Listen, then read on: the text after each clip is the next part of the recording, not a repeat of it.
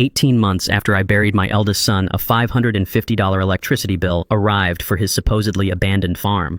When I drove out there in the dead of winter, I expected to find squatters stealing power. Instead, peering through the frosted glass of the living room window, I saw my son's grieving widow pouring champagne for a man I knew all too well. What I heard them celebrating next destroyed everything I thought I knew about my family. My name is Tobias Cole. I am 69 years old, and until that freezing Tuesday night, I believed I was just a grieving father doing his best to keep his son's memory alive.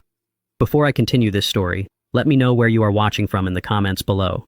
Hit like and subscribe if you have ever had to uncover the painful truth about the people you trusted most. The utility envelope was thin and completely ordinary, yet the number printed at the bottom of the page carried the weight of a physical blow: $550. The billing address clearly read, Aaron Cole Farm. This was the exact same property that had supposedly sat empty, decaying in the rural cold since the afternoon we lowered my eldest son into the ground. My daughter-in-law Megan had sat on my worn living room sofa exactly 1 week after the funeral. She wept into a silk handkerchief, claiming that Aaron's fatal tractor accident had left her drowning in insurmountable debt. She swore the bank was seizing the farm and she had nowhere to go. Because I was a father blinded by grief and a desperate need to protect my son's widow, I agreed to wire her $2,500 from my retirement fund on the first of every single month. I lived on canned soup and instant coffee so the widow of my dead boy could survive the worst chapter of her life. Yet an abandoned, powerless farm does not consume $500 of electricity in the dead of winter. A disconnected grid does not generate a bill. My mind raced through the possibilities. Squatters could have broken into the property. Teenagers might be throwing parties in the empty barn. But a cold, calculating instinct taking root deep in my chest told me the truth was far more sinister. I did not call Megan to ask for an explanation. I did not text my youngest son DeAndre, who constantly reminded me how poorly Megan was coping with her grief and urged me to keep sending her money. I simply put on my heavy wool coat, grabbed my truck keys, and stepped out into the biting January wind. I drove the 40 miles out to the county line in complete silence. The night was pitch black, the rural roads slick with black ice reflecting the pale beams of my headlights. The heater in my old truck rattled, struggling against the freezing temperature, but I barely felt the cold. My mind was entirely focused on the discrepancy of that piece of paper resting on my passenger seat. Aaron had bought that farm to build a simple, honest life. He spent his weekends fixing the fences, painting the barn, and preparing the soil. To think of someone trespassing on his dream filled me with a quiet, focused rage. I turned off my headlights a mile before reaching the property line. I navigated the familiar dirt road by the moonlight reflecting off the snow. I parked my truck behind a thick grove of dying pine trees, completely out of sight from the main road. I stepped out into the freezing night, the snow crunching loudly beneath my heavy boots. I walked the remaining 50 meters toward the farmhouse, keeping my body low and hidden among the tree line. The bitter wind stung my face and numbed my fingers, but the adrenaline pumping through my veins kept me moving forward. I expected to see dark, broken windows and a collapsed roof. I expected the silence of an abandoned grave. The farm was not abandoned. The property was alive with blinding light. A brand new metallic black luxury vehicle was parked directly in the center of the freshly paved driveway. Its expensive paint gleamed under the glow of newly installed high-end security floodlights. Smoke billowed from the stone chimney in a steady, thick stream, carrying the scent of burning cedar into the night air. The exterior of the house had been completely renovated, the old wooden siding replaced with sleek modern paneling. My son's modest dream had been transformed into a fortress of luxury. I stepped closer to the glass, keeping my back pressed flat against the freezing brick exterior to avoid the security lights. The heavy curtains of the large bay window were left partially open, offering a clear view into the living room. The interior was completely unrecognizable. The rustic, simple home my son had built with his own 2 hands had been violently gutted. It was replaced with sleek white leather furniture, expensive modern art pieces hanging on the freshly painted walls, and a massive crystal chandelier that bathed the room in a warm golden light. Megan walked into the center of the living room. She was not wearing the modest, threadbare clothes of a grieving, bankrupt widow. She wore a stunning, form-fitting crimson designer dress that cost more than my monthly pension. Her hair was perfectly styled, and heavy diamond earrings caught the light of the chandelier. She held 2 crystal champagne flutes, laughing playfully at something out of my line of sight. There was no trace of the weeping, helpless woman who had sat on my sofa begging for survival money. She looked triumphant, radiant, and entirely at ease. Then a man stepped into the frame of the window. He was dressed in a sharp-tailored navy suit, looking like he had just left an executive boardroom. He wrapped his arms around her waist from behind, pulling her close, and buried his face in her neck. Megan turned with a bright smile, handing him one of the crystal glasses, and kissed him deeply. The firelight from the hearth flickered, catching the side of the man's face as he pulled back to take a sip of his champagne. The breath left my lungs in a violent, agonizing rush. I had to grip the frozen brick windowsill to keep my legs from giving out. The man drinking champagne in my dead son's renovated house, kissing my dead son's wife with the familiarity of a longtime lover, was DeAndre, my youngest son, Aaron's own flesh and blood brother, the boy I had raised under the same roof who had stood next to me at the cemetery weeping as they lowered his brother into the earth. The betrayal was so absolute, so flawlessly executed, that for a moment my mind completely rejected the visual evidence. DeAndre and Megan. They were not two grieving relatives leaning on each other for support. They were partners in a sickening, opulent celebration funded by the money they had systematically drained from my accounts. DeAndre raised his crystal glass, holding it high toward the vaulted ceiling to offer a toast to the empty, luxurious room. Through the thin glass of the bay window, his voice carried clearly into the freezing, silent night.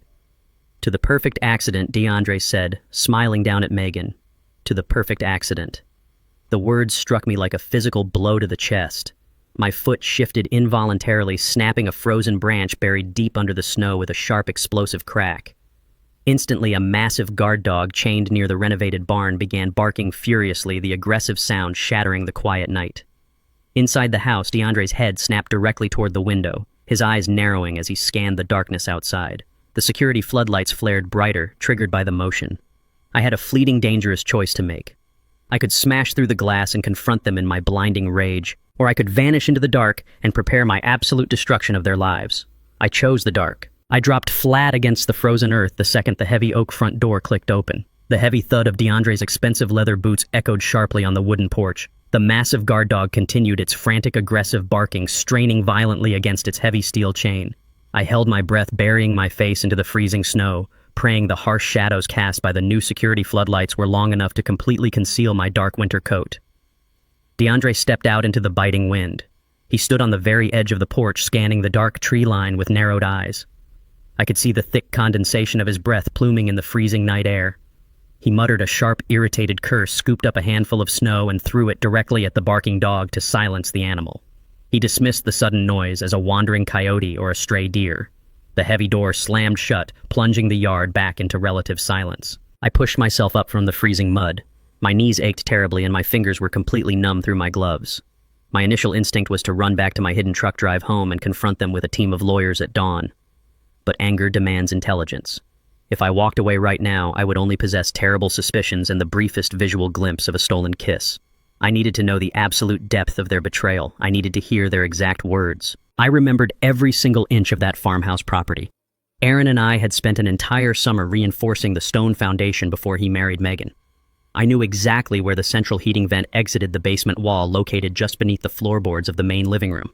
I crawled back toward the side of the house, keeping my body impossibly low, letting the howling winter wind mask the sound of my heavy boots crunching against the ice. I reached the rusted iron grate near the frozen ground. I pulled my smartphone from my coat pocket, activated the high-sensitivity voice recorder application, and paired the device with my discreet Bluetooth earpiece. I slid the phone gently through the iron slats, resting it safely on the concrete ledge directly beneath the living room floor. I retreated 30 yards back into the darkness, pressing my spine against the rough bark of a massive oak tree. I tapped the earpiece. The audio fed directly into my ear, crystal clear and horrifyingly intimate. The transmission carried the sharp clinking of crystal glasses and the warm crackle of the cedar fire. While I stood in the freezing darkness listening to my surviving son and my daughter-in-law pour more expensive champagne, the bitter irony of their supreme arrogance washed over me. They truly believed I was a helpless, grieving pensioner living on a fixed, meager income. They thought the $2,500 I sent every single month was a desperate, back-breaking sacrifice from a poor man's dwindling retirement account. DeAndre and Megan had never bothered to look past my worn flannel shirts and my 10-year-old truck. If they had paid attention, they would have realized that I did not work in a factory my whole life. In the late 1980s, I engineered and patented a specialized commercial irrigation valve that quickly became the absolute industry standard for industrial farming across the American Midwest. Every single time a major agricultural corporation watered their sprawling crops, a fraction of a cent went into a highly secured blind trust under my name. I chose to live simply because material wealth never brought me genuine peace. My wealth was hidden, heavily diversified, and massive. I had millions sitting in private accounts entirely untouched. I gave Aaron the money to buy this farm because he shared my profound love for the soil. Now, the son who always despised hard work was sitting in Aaron's house, completely unaware that he had just declared war on a man who could buy and sell his entire life with a single phone call. The sharp clinking of glass brought my focus squarely back to the audio feed. Megan's voice echoed in my ear, dripping with a toxic condescension I had never heard her use. She complained bitterly about my monthly transfer. She actually had the audacity to whine that the funds had arrived a day late last month, forcing her to delay purchasing a pair of imported Italian leather boots. DeAndre laughed heartily. His deep, familiar laugh twisted like a serrated blade in my stomach. He bragged openly about how incredibly easy it was to manipulate the old man's guilt. He called my profound grief a perfectly exploitable financial resource. Their conversation shifted rapidly from mocking my sorrow to discussing the logistics of their current enterprise. The sickening pieces of their puzzle finally fell into perfect place. Megan and DeAndre had not just renovated a farmhouse with stolen funds. They had converted Aaron's entire 200-acre property into an exclusive off-the-books event venue for wealthy elites. The massive barn I helped Aaron build had been transformed into a luxury banquet hall. They were currently hosting illicit, untaxed corporate retreats and high-society weddings, raking in hundreds of thousands of dollars in pure cash. The fatal tractor accident that took Aaron's life had provided them with the ultimate unquestionable cover. Megan played the role of the bankrupt, devastated widow to absolute perfection. By claiming utter financial ruin, she avoided paying off the remaining debts on Aaron's heavy equipment. She milked my bank account to fund her personal luxury expenses, allowing them to funnel all the illicit venue profits directly into offshore accounts and further property development.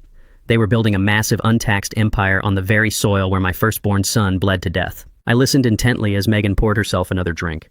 She praised DeAndre for his pure brilliance. She told him that playing the grieving, supportive brother at the funeral was his best performance yet. She admitted that having me under their absolute control provided the perfect camouflage. No bank, no tax auditor, and no local sheriff would ever suspect a tragic widow and a supportive brother-in-law of running a massive financial fraud operation. They considered themselves totally untouchable. They believed their web of lies was impenetrable. I stood in the freezing wind, my heart turning to absolute ice. The unconditional love I once harbored for my youngest son evaporated, completely replaced by a cold, calculating resolve. I was no longer a father listening to his child. I was a man observing a ruthless enemy. The audio feed suddenly crackled with a sharp shift in their tone. The celebratory mood vanished, replaced by tense business logistics. DeAndre paced across the hardwood floor, his heavy footsteps thudding loudly through the earpiece. He told Megan they had a major problem regarding the upcoming spring gala. Megan's wealthy parents, who served as the silent investors for the venue renovations, demanded that the lower 50 acres be cleared immediately for a massive outdoor pavilion. DeAndre explained that the county zoning office placed a strict legal hold on that specific parcel of land immediately following Aaron's death. The property deed required my direct notarized signature to release the liability and transfer the zoning rights. Megan panicked, asking how they could possibly force me to surrender the land without exposing their entire operation. DeAndre's voice dropped into a dark, confident sneer. He told her to relax. He announced his definitive plan to visit my house tomorrow morning. He promised to manipulate my fragile emotional state and force my signature before noon. I disconnected the Bluetooth feed. I crept back to the iron grate, retrieved my phone, and vanished into the freezing night, fully prepared for his arrival. I did not sleep a single minute after returning from that frozen, corrupted land. I sat in the darkness of my modest living room, staring at the blank walls, letting the bitter reality of my youngest son's absolute betrayal harden into something unbreakable. The profound grief that had suffocated me for 18 months was entirely gone, replaced by a cold, calculating clarity. I showered, shaved, and dressed carefully in a crisp button-down shirt and heavy slacks. I watched the sun slowly rise over the city, casting long, sharp shadows across my driveway. I drank a single cup of bitter black coffee, feeling the caffeine sharpen my focus for the battle ahead. At exactly 7:45 in the morning, I drove my truck downtown, navigating the early morning traffic with a singular, ruthless purpose. I parked on the street and stood outside the heavy glass doors of First Sterling Fidelity, waiting in the freezing wind. When the clock struck 8, the security guard unlocked the entrance. I walked straight past the standard teller line and bypassed the general customer service desks. I moved directly toward the private wealth management wing, a highly secured section of the bank strictly reserved for high net worth individuals. It was time to conduct a complete financial autopsy. My private wealth manager, David Vance, looked up from his mahogany desk with immediate surprise. David was one of the very few people in this city who actually knew the absolute scale of the wealth generated by my commercial irrigation patents. He had managed my portfolio for 15 years. I bypassed his standard pleasantries, sat in the leather chair opposite him, and demanded a complete, exhaustive audit of every single account, trust, and property deed bearing my name. I wanted to see every transaction, every inquiry, and every piece of paper tied to my identity over the past 18 months. David sensed the dangerous edge in my voice and immediately turned his monitor to begin the deep dive. We combed through the corporate dividends, the blind trust protections, and my standard checking accounts. Everything seemed perfectly secure until David pulled up the property records tied to my primary residence. He frowned, his brow furrowing as he pushed a printed ledger across the desk. He asked me why I had authorized a $200,000 line of credit secured directly against the equity of my own home. I stared at the paper. The breath hitched in my throat, but I forced my face to remain completely expressionless. I told David to pull the authorization signatures immediately. He tapped his keyboard rapidly and printed the original loan application, sliding it toward me. The signature at the bottom of the page spelled out Tobias Cole in a jagged, hurried script. It was a remarkably good forgery, but it was absolutely a forgery. I recognized the slight slant of the letters immediately. It was DeAndre's handwriting. My own son had leveraged my personal home, the house where his mother and I had raised him, to secure massive capital for his illicit event venue. The audacity of the crime was breathtaking. DeAndre and Megan had not only milked me for a monthly survival stipend, but they had also quietly tethered my physical home to their fraudulent empire. If their off-the-books business failed, the bank would legally foreclose on the roof over my head. They were entirely willing to render me homeless to fund their luxury lifestyle. David watched my eyes scan the forged document in total silence. He asked if I needed him to contact the fraud department to initiate a federal investigation right now. I told him no. Handing them over to the police for simple bank fraud would only result in a slap on the wrist and a generous plea deal. They would declare corporate bankruptcy, serve minimal time in a white-collar facility, and walk away with their arrogance intact. That was entirely unacceptable to me. I needed them to feel the exact same total devastation they had maliciously planned for me. I needed them to drown in the very trap they had built with my stolen resources. I leaned forward and instructed David to execute a total, impenetrable hard freeze on every single asset under my name. I ordered him to lock down the investment portfolios, the mutual funds, and the blind trusts. I required a strict mandate stating that absolutely no funds could be moved, borrowed, or leveraged without my physical presence inside this exact office, verified by dual photo identification. David rapidly typed the commands, sealing off my financial empire behind an absolute wall of institutional security. No one could forge their way into my life ever again. Then I handed him one final crucial instruction. I told him to permanently cancel the $2,500 recurring monthly transfer routed to Megan's checking account. David hesitated for a fraction of a second, clearly remembering that this money was supposedly keeping my grieving daughter-in-law from total ruin. I stared at him with a gaze so intensely cold it completely silenced his unspoken question. He hit the enter key without a single word. The financial oxygen supply keeping their luxury charade alive was officially severed. As of this exact second, Megan and DeAndre were bleeding cash. They had massive construction debts, wealthy vendors to pay for their high society events, and a $200,000 credit line that would soon demand aggressive monthly interest payments. By abruptly cutting off my stipend, I was forcing them to scramble for resources. Panicked people make incredibly sloppy mistakes, and I fully intended to exploit every single one of those future errors. I instructed David to package all the forged documents, the credit line approvals, and my newly frozen account statuses into a secure, encrypted file. I needed all the ammunition gathered and ready for immediate deployment when the time arrived. I thanked David for his absolute discretion and stood up to leave his office. I felt a tremendous, terrifying shift within my own soul. The man who had walked into this bank was a grieving father looking for answers. The man walking out was a ruthless predator preparing to dismantle his prey piece by piece. I had spent my entire life building security for my family, ensuring my boys would never know the biting poverty I experienced in my youth. I had engineered a quiet fortune to protect them from the harshness of the world. Now I was going to actively weaponize that exact same fortune to destroy the son who betrayed my trust. I stepped out of the private wealth wing and walked across the marble floor of the main lobby. The morning rush of customers hurried past me, completely unaware of the silent war I had just officially declared. I pushed through the heavy glass doors and stepped back out into the freezing morning air, pulling my coat tight against the bitter wind. As my boots hit the concrete sidewalk, a sharp vibration buzzed against my chest. I reached into the interior pocket of my wool coat and pulled out my smartphone. The bright screen illuminated a new text message. The sender was DeAndre. I stared at the bold letters, my thumb hovering over the glass. The message was incredibly short, but the implications were dangerous. Dad, I am sitting on your living room couch. We need to talk about your health right now. A profound chill ran down my spine that had absolutely nothing to do with the winter weather. He was inside my house. I had given him a spare key years ago for emergencies, foolishly trusting my own flesh and blood. He had bypassed calling me and simply entered my sanctuary to execute the aggressive manipulation tactic he had discussed with Megan just hours prior. He was waiting to trap me. I slid the phone back into my coat pocket. I did not text him back to warn him of my arrival. I walked toward my truck with calm, measured steps, preparing to step directly into the jaws of his ambush. I drove back to my house with deliberate slowness. The winter sun hung low and cold in the pale morning sky.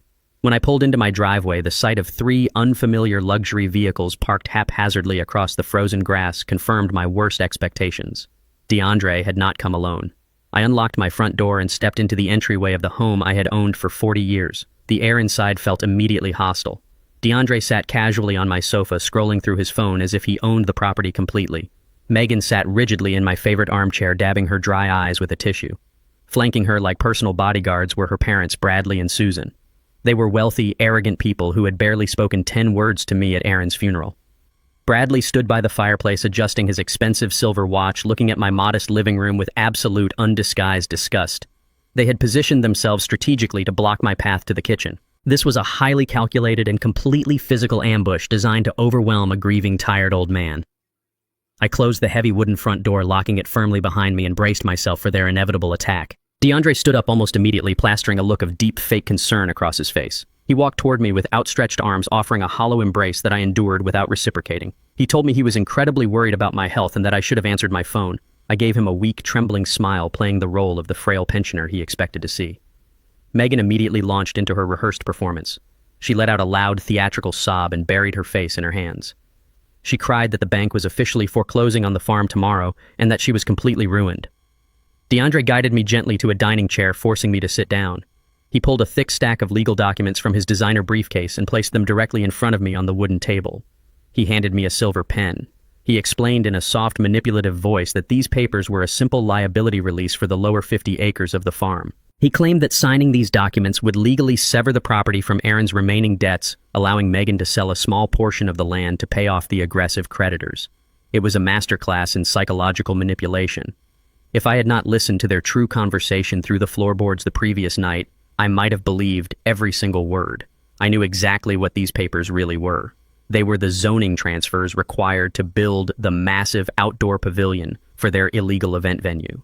They needed my direct signature to clear the land for their wealthy investors, who were currently standing right in my living room. I picked up the documents with shaking hands, holding them close to my face, as if my eyesight was failing. I squinted at the dense legal paragraphs, intentionally turning the pages at an agonizingly slow pace. I muttered softly about the font being too small and the legal terms being incredibly confusing. I asked DeAndre to explain a specific clause regarding land development rights. He swallowed hard, exchanging a panicked glance with Megan. He smoothly lied, stating it was standard bank jargon that nobody actually understood. I nodded slowly, continuing to inspect the paper. Megan's crying grew louder, more insistent, designed to pressure me into signing quickly just to end her miserable display. I set the silver pen down on the table, offering them a helpless shrug. I told them my eyes were simply too tired today and that I would need to keep the papers overnight to read them carefully in the morning light before I signed anything. The room went completely dead silent at my polite but firm refusal. Bradley lost his patience instantly. He stepped away from the fireplace, crossing his arms over his chest, his face flushing with arrogant anger. He looked down at me as if I were an ignorant child who had just tracked mud onto his expensive carpets. He spoke with a sickening, condescending tone, telling me that time was a luxury his daughter no longer possessed. He said that people like me always struggle to grasp basic financial realities, and that I was needlessly complicating a very generous rescue plan. He openly mocked my modest living room, suggesting that my tired, aging brain was simply incapable of processing the complex legal mechanisms required to save the farm. Susan chimed in from the corner, adding a sharp, racially tinged microaggression about how stubborn my kind of people can be when faced with sophisticated business matters. The sheer audacity of their insults burned like acid in my chest. They were standing inside my home, a house paid off decades ago with my own honest money, treating me like a second-class citizen. I possessed more hidden wealth in a single blind trust than Bradley had generated in his entire lifetime. I could have bought his entire corporate portfolio in cash and dismantled it just for sport. I wanted to stand up, throw the documents in his face, and reveal exactly who held the true power in this room, but I forced my jaw to relax. I swallowed the burning rage, letting it fuel the cold mechanical engine of my revenge. I slumped my shoulders forward, dropping my gaze to the floor to perfectly mimic the posture of a defeated, intimidated old man. I apologized quietly for my lack of formal education, stating that I simply did not want to make a foolish mistake that could accidentally harm Megan's financial future. DeAndre stepped between me and Bradley, playing the role of the peacemaker. He placed a hand on my shoulder, applying a subtle but aggressive physical pressure. He told me that his father-in-law was just stressed, but insisted that I really needed to sign the documents right now to prevent a catastrophic bank seizure. I shook my head slowly, gripping the papers tightly against my chest. I coughed weakly, leaning heavily against the table. I told them my head was throbbing from the stress of the morning and that I needed a few minutes alone to take my blood pressure medication before I could look at the paperwork again. I slowly folded the thick legal documents, slipping them securely into the deep inside pocket of my wool coat. I patted the pocket with a shaky hand, assuring them I would sign it the second my headache cleared. Bradley scoffed loudly, turning his back in utter disgust. Megan stopped crying instantly, her face twisting into a mask of pure frustration. I pushed myself up from the chair with trembling legs, leaning on the wooden table for vital physical support as I slowly walked away. I shuffled slowly toward the kitchen, complaining loudly about needing a fresh glass of cold water for my pills. Before crossing the threshold, I secretly pressed the record button on my personal smartphone and left it resting discreetly on the edge of the hallway bookshelf, perfectly positioned to capture their conversation. I stepped into the kitchen and let the faucet run loudly to mask my absolute silence. I pressed my ear flat against the cold drywall, listening intently to them. Bradley immediately began complaining about my sheer incompetence. But it was Megan's vicious whisper that froze the blood in my veins. She hissed at DeAndre, telling him that this soft approach was a complete waste of time. She demanded that they stop waiting for me to willingly surrender the land. DeAndre agreed in a low, dangerous tone. He told her to call the medical agency immediately. He instructed her to initiate Plan B first thing by tomorrow morning. He coldly promised Megan that they would have a paid professional declare me legally incompetent before the end of the week, ensuring my permanent lockup. The heavy, suffocating silence of my empty house was broken exactly 48 hours later by a series of sharp, authoritative knocks on my front door. The winter wind was howling outside, rattling the window panes, but the sound of that knock cut through the noise with aggressive precision. I walked slowly down the hallway, maintaining the shuffling gait of a defeated old man.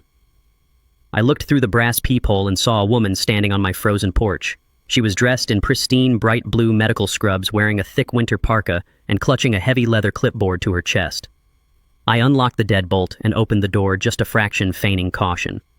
She flashed a warm, highly practiced, and entirely artificial smile. She introduced herself as an independent county health liaison.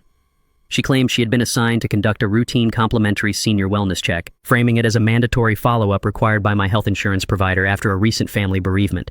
If I had not pressed my ear against the cold kitchen drywall 2 days ago, I might have welcomed her inside with profound gratitude. But the echo of Megan's vicious whisper played loudly in my mind.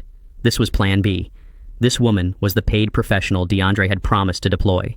I did not slam the door in her face. I swung it open wide, playing the gracious, lonely widower, eager for company, inviting the wolf directly into my sanctuary. She stepped over the threshold, wiping her snowy boots on the welcome mat before settling comfortably into my living room armchair. She rested her heavy clipboard on her lap and unpacked a digital blood pressure cuff from her canvas tote bag, maintaining a constant stream of cheerful, disarming chatter.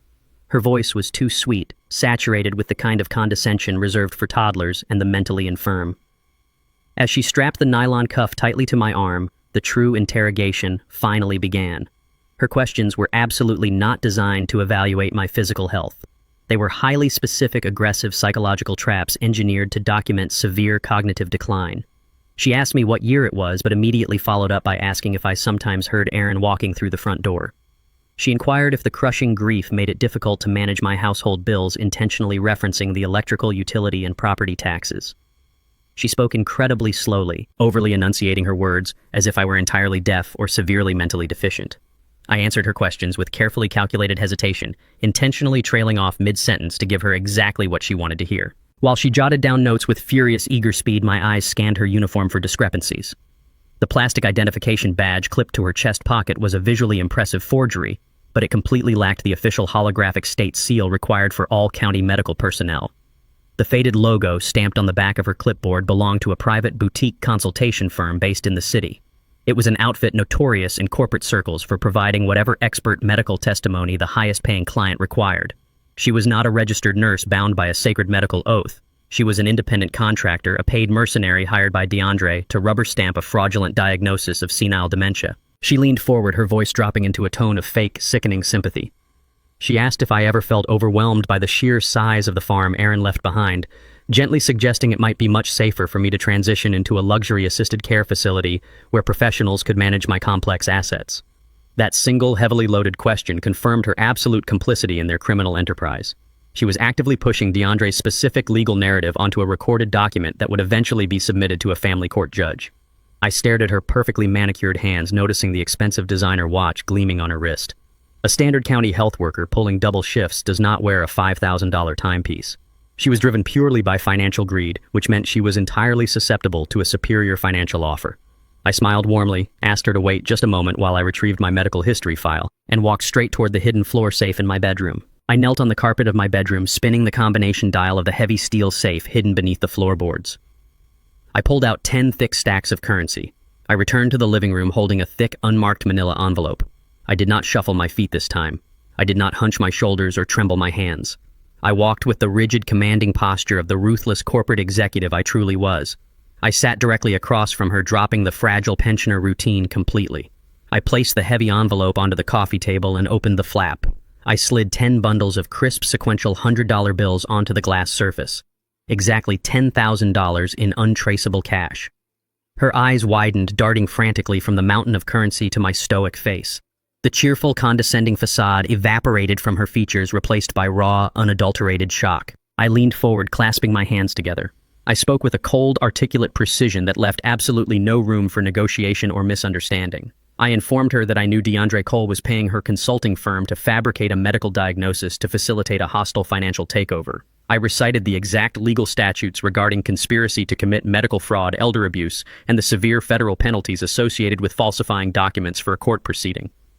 I pointed casually to the bookshelf in the corner, informing her that a high-definition hidden camera had just recorded her entire attempt to manipulate a supposedly vulnerable senior citizen. Her skin turned a ghastly shade of pale. She instinctively reached for her canvas tote bag, preparing to flee the house, but her eyes remained locked on the $10,000 resting on the table. I offered her a simple, ruthless alternative. She would take the cash tax-free right now. In exchange, she would return to DeAndre with a highly specific, officially stamped psychiatric evaluation. The report would state unequivocally that Tobias Cole possesses exceptional cognitive function and is entirely capable of managing his own complex financial affairs. However, the report must also highlight that I suffer from acute situational paranoia directed strictly at my immediate family members and local authorities. I explained that documenting my aggressive paranoia would perfectly justify my recent actions to a judge.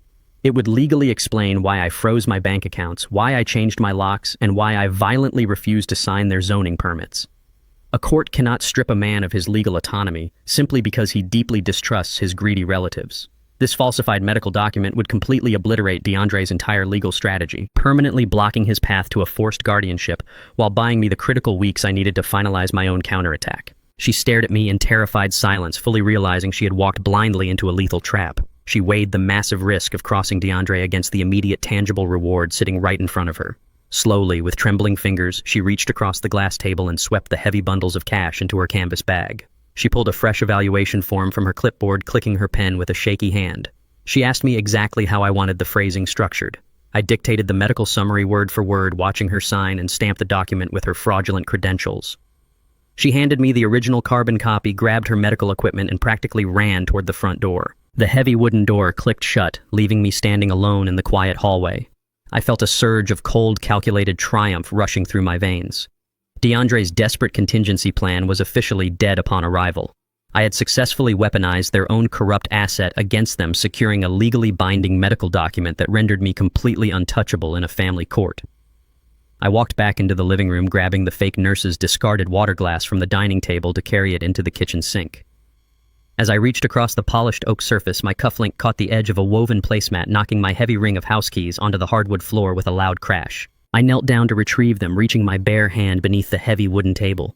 My fingers brushed against something hard plastic and completely out of place. I laid flat on my back, peering up at the dark underside of the dining table. Fastened securely to the wood with thick strips of black electrical tape was a small, blinking electronic module.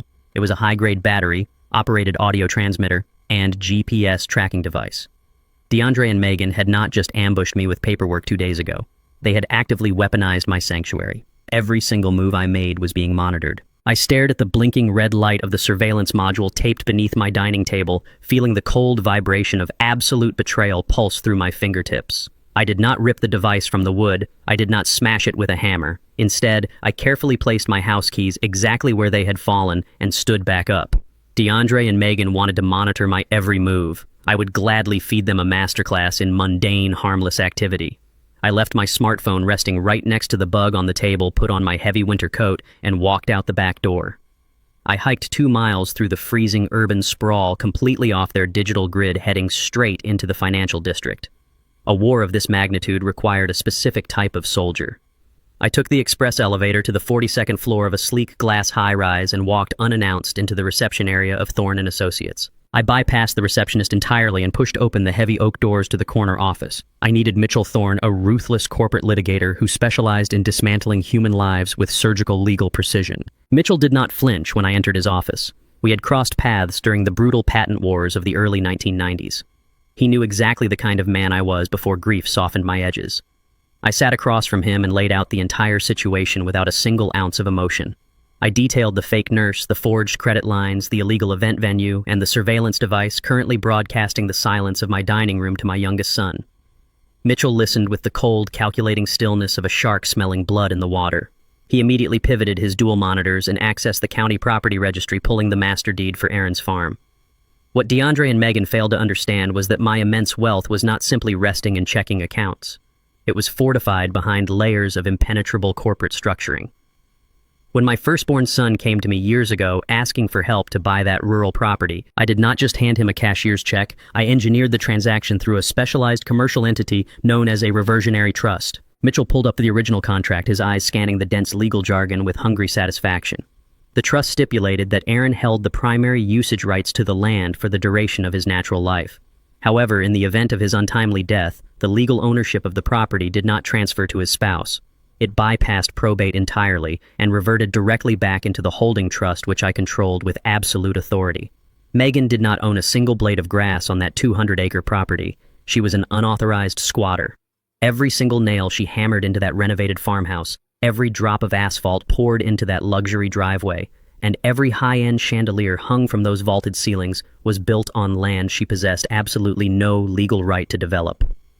Mitchell leaned back in his leather chair, a slow, dangerous smile spreading across his face. He informed me that Megan and DeAndre had essentially gifted me a multi-million-dollar commercial renovation entirely for free. They had never bothered to hire a competent real estate attorney to verify the chain of title before breaking ground. They were actively constructing a luxury empire on shifting sand, completely blind to the ghost in the system holding the master deed. Mitchell immediately shifted into an aggressive operational mode. He pulled a yellow legal pad across his desk and began outlining a rapid-fire strike plan. He advised me to file an immediate emergency injunction with the county courts to halt all construction and commercial activity on the farm. He wanted to deploy federal marshals to serve Megan with a formal eviction notice before sunset. He planned to file a massive civil lawsuit for trespassing, unauthorized commercial development, and gross financial fraud, effectively paralyzing their operation before they could host their first high society client. He insisted we hit them with everything we had right now to secure the land and stop the bleeding of my personal assets. I reached across the mahogany desk and placed my hand flat over his legal pad, stopping his pen mid-sentence.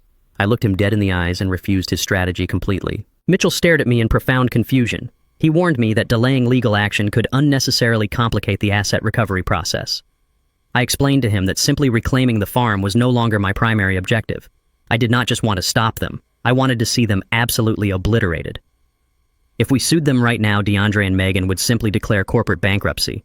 They would dissolve their shell companies, abandon the unfinished construction site, and walk away with the cash they had already embezzled from my accounts. They would face minor white-collar consequences and eventually rebuild their miserable lives elsewhere. I refused to grant them that easy exit. I instructed Mitchell to let them keep building. I wanted them to finalize the luxury pavilions and book the high-end catering vendors. I wanted them to invite every single wealthy investor and local elite to their grand opening gala. I needed them to sink every last stolen dollar into that venue. More importantly, I wanted them to exhaust their own personal credit max out their illicit loans and leverage their entire futures against a business they did not actually own. I wanted them standing at the very peak of their absolute triumph, completely exposed to the wrath of their wealthy investors before I violently pulled the rug out from under their feet. Mitchell studied my face for a long, silent moment. He recognized the sheer, unapologetic malice in my strategy. He slowly nodded his head, dropping his pen onto the desk. He agreed to hold off the legal strikes, pivoting his focus to quietly assembling the financial traps we would spring when the jaws finally closed. We spent the next hour mapping out a timeline of total devastation. As we finalized the logistics of our silent waiting game, a sharp, piercing alarm echoed through Mitchell's spacious office. He turned back to his computer monitors, his brow furrowing deeply. I had asked him at the beginning of our meeting to place an aggressive digital monitoring algorithm on every single piece of property tied to my legal identity. The software was designed to immediately flag any unauthorized movement across the county real estate databases. Mitchell clicked his mouse rapidly, opening a secure encrypted portal. The color drained from his face as he read the glowing text on the screen. He looked over the top of his monitor, meeting my gaze with an expression of pure, unfiltered shock. He turned the screen toward me so I could see the high-priority alert with my own eyes. DeAndre had not just stopped at stealing my cash and forging a credit line. My youngest son had just officially listed my primary residence, the very house I was currently living in, for sale on the open public market. I stared at the glowing monitor in Mitchell's office, feeling a cold, hollow sensation settle deep in my chest. The screen displayed a premium real estate listing complete with high-definition drone photography of my own home, the house where I had lived for 4 decades. The asking price was aggressively low, designed for a rapid, immediate cash sale. DeAndre had not even bothered to wait for the fake medical diagnosis to clear the family courts. He was actively attempting to liquidate the roof over my head right now, hoping to secure the cash before I even realized I was homeless. The sheer audacity of the listing was breathtaking, but what truly horrified me was the legal mechanics behind it. A luxury real estate agency does not list a property without verifying the deed and securing a signed seller's agreement. If DeAndre had initiated this sale, he had bypassed the foundational security of the county registry. I leaned forward, memorizing the contact information of the listing agent, a woman named Sarah Jenkins. I pulled my phone from my pocket and dialed her direct line, intentionally letting my posture slump, adopting the frail, confused tone of the vulnerable pensioner DeAndre had meticulously designed me to be. When Sarah answered, her voice was brisk and professional. I introduced myself as Tobias Cole, stating that a neighbor had just mentioned seeing a for sale sign on my lawn, and I was terribly confused because I had not authorized any such action. Sarah's professional tone faltered, instantly replaced by a cautious, defensive hesitation. She stammered slightly, assuring me that the listing was entirely legitimate and fully authorized by my legal representative. I kept my voice shaky and pathetic, asking who could possibly claim to represent me. She explained with a heavy sigh of condescending patience that my son DeAndre Cole had provided their agency with a comprehensive, notarized power of attorney just 2 days ago. The confirmation struck me like a physical blow. A power of attorney is not a casual document. It grants absolute, unchecked authority over an individual's entire financial existence. To secure it, DeAndre had not only forged my signature, but he had also actively colluded with a corrupt notary public to place an official state seal on a fraudulent legal instrument. This elevated his actions from simple greed to a coordinated, multi-layered felony. I thanked Sarah profusely, apologizing for my poor memory, and ended the call. I looked up at Mitchell, who had been listening to the conversation on speakerphone. His eyes were wide with predatory excitement. He immediately opened a new legal file on his computer, preparing to draft a massive injunction to freeze the real estate listing and report the corrupt notary to the state board. I raised my hand, stopping his rapid typing. I told Mitchell that we were not going to stop the sale. We were going to facilitate it. Mitchell stared at me, completely baffled. I explained that if we halted the listing now, DeAndre could simply claim the forged power of attorney was a desperate, misguided mistake, born out of a desire to help his ailing father. A sympathetic judge might show leniency. I did not want leniency. I wanted DeAndre locked in a federal penitentiary for decades. The only way to guarantee maximum prison time was to ensure the crime crossed state lines and involved the electronic transfer of massive fraudulent funds. I wanted DeAndre to commit interstate wire fraud. I instructed Mitchell to leverage his extensive corporate network to establish a dummy LLC registered in a completely different state, specifically Delaware. The LLC would be funded entirely by my own hidden wealth, but meticulously layered to obscure my involvement. We would use this phantom corporation to submit a massive all-cash offer on my own house, aggressively outbidding any legitimate buyers. DeAndre, desperate for the construction capital, would absolutely leap at the exorbitant offer.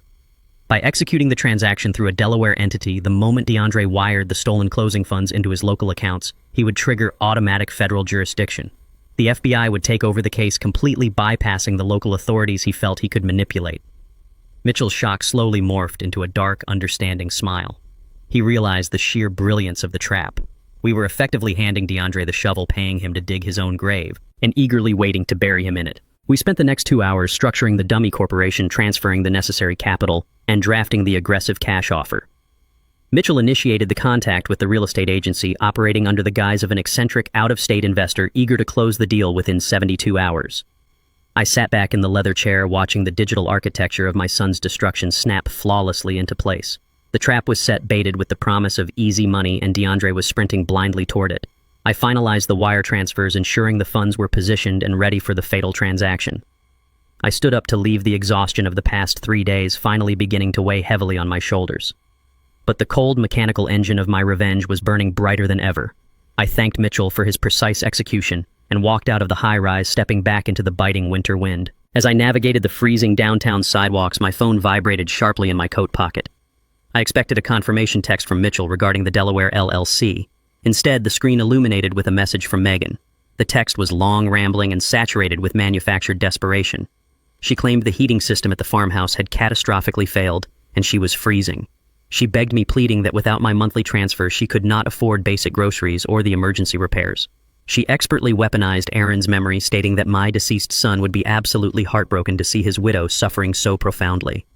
If I had not stood in the snow and watched her sip champagne in a fully renovated luxury venue, her words might have broken my heart. Instead, they fueled my disgust. I kept walking, ignoring her desperate plea.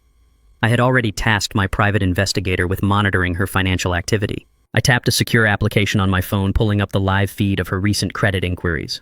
My eyes locked onto a transaction finalized just 4 hours ago. Megan had just secured a $90,000 auto loan for a top-of-the-line imported luxury SUV, using the fraudulent income projections from the illegal event venue to secure the financing. She was begging for grocery money while driving a vehicle that cost more than most people earn in 2 years. I ignored Megan's pathetic text message entirely. I did not dignify her fabricated poverty with a response. 3 hours later, my phone buzzed again. This time it was a formal calendar invite from DeAndre.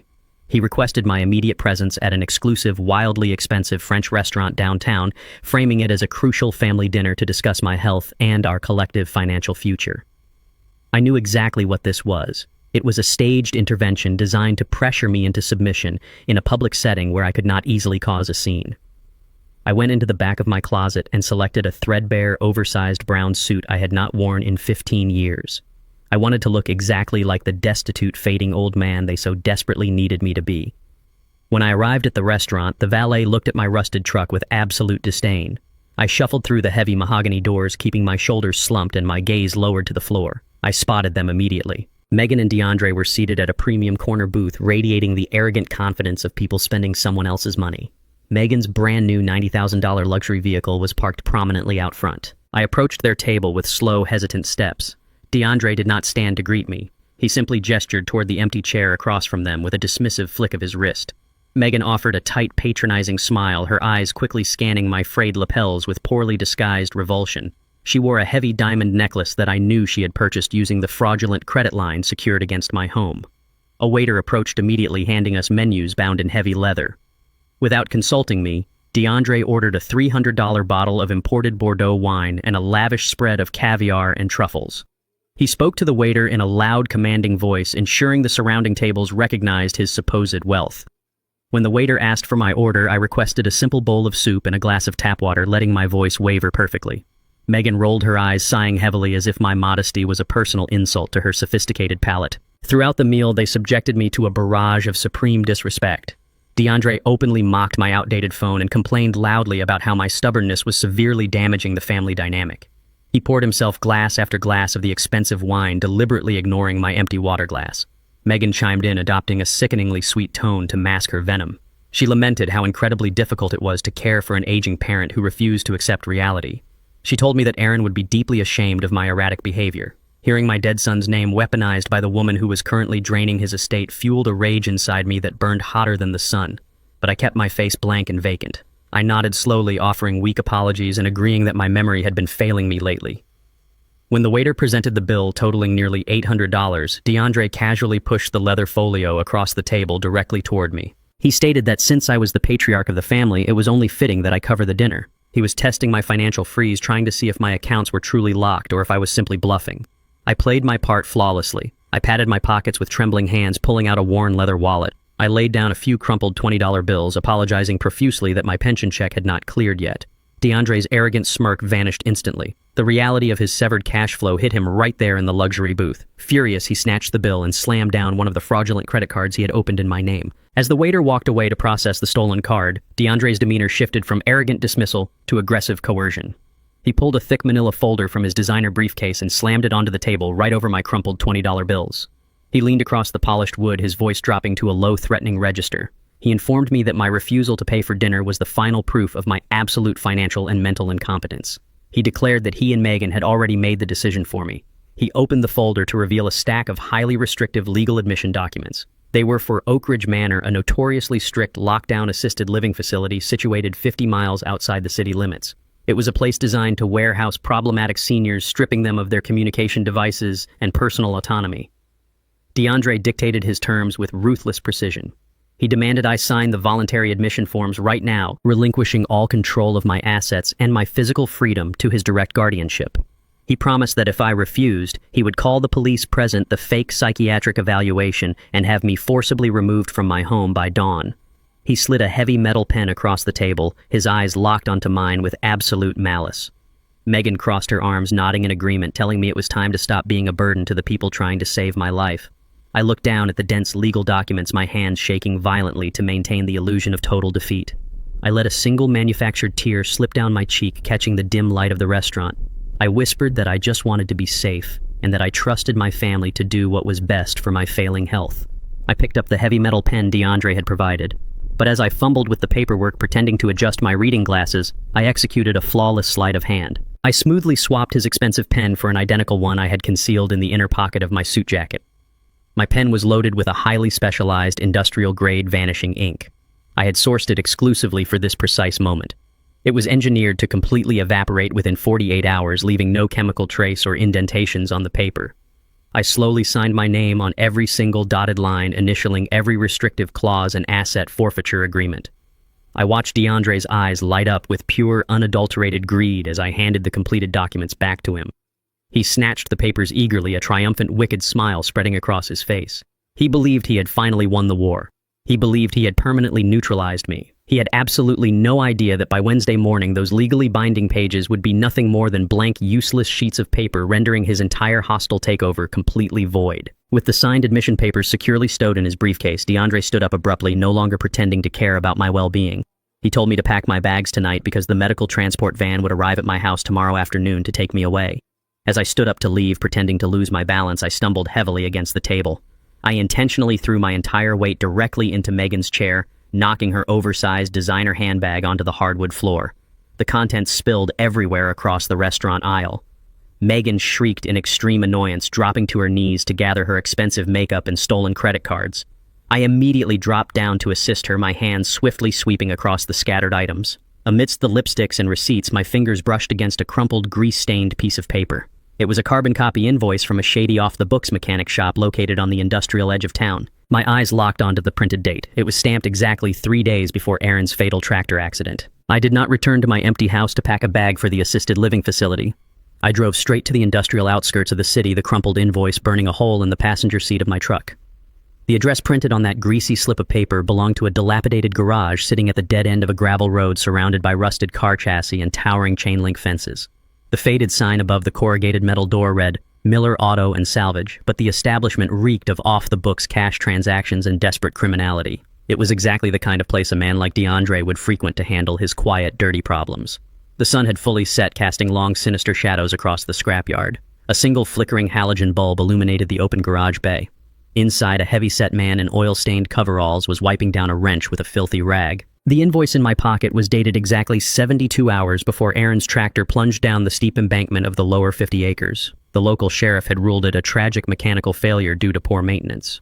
I stepped out of my truck onto the oil-slicked concrete, carrying a heavy leather briefcase. The mechanic looked up, wiping his grease-stained hands on his coveralls with a scowl. He had the rough, hardened look of a man who spent his entire life operating entirely in the shadows. He barked that the shop was closed and told me to get off his property before he unleashed his guard dogs. I did not flinch. I walked directly into the center of the garage, the heavy soles of my boots echoing against the concrete walls. I calmly asked if he was Calvin Miller. He grunted a confirmation, taking a threatening step toward me with a heavy steel wrench gripped tightly in his right hand.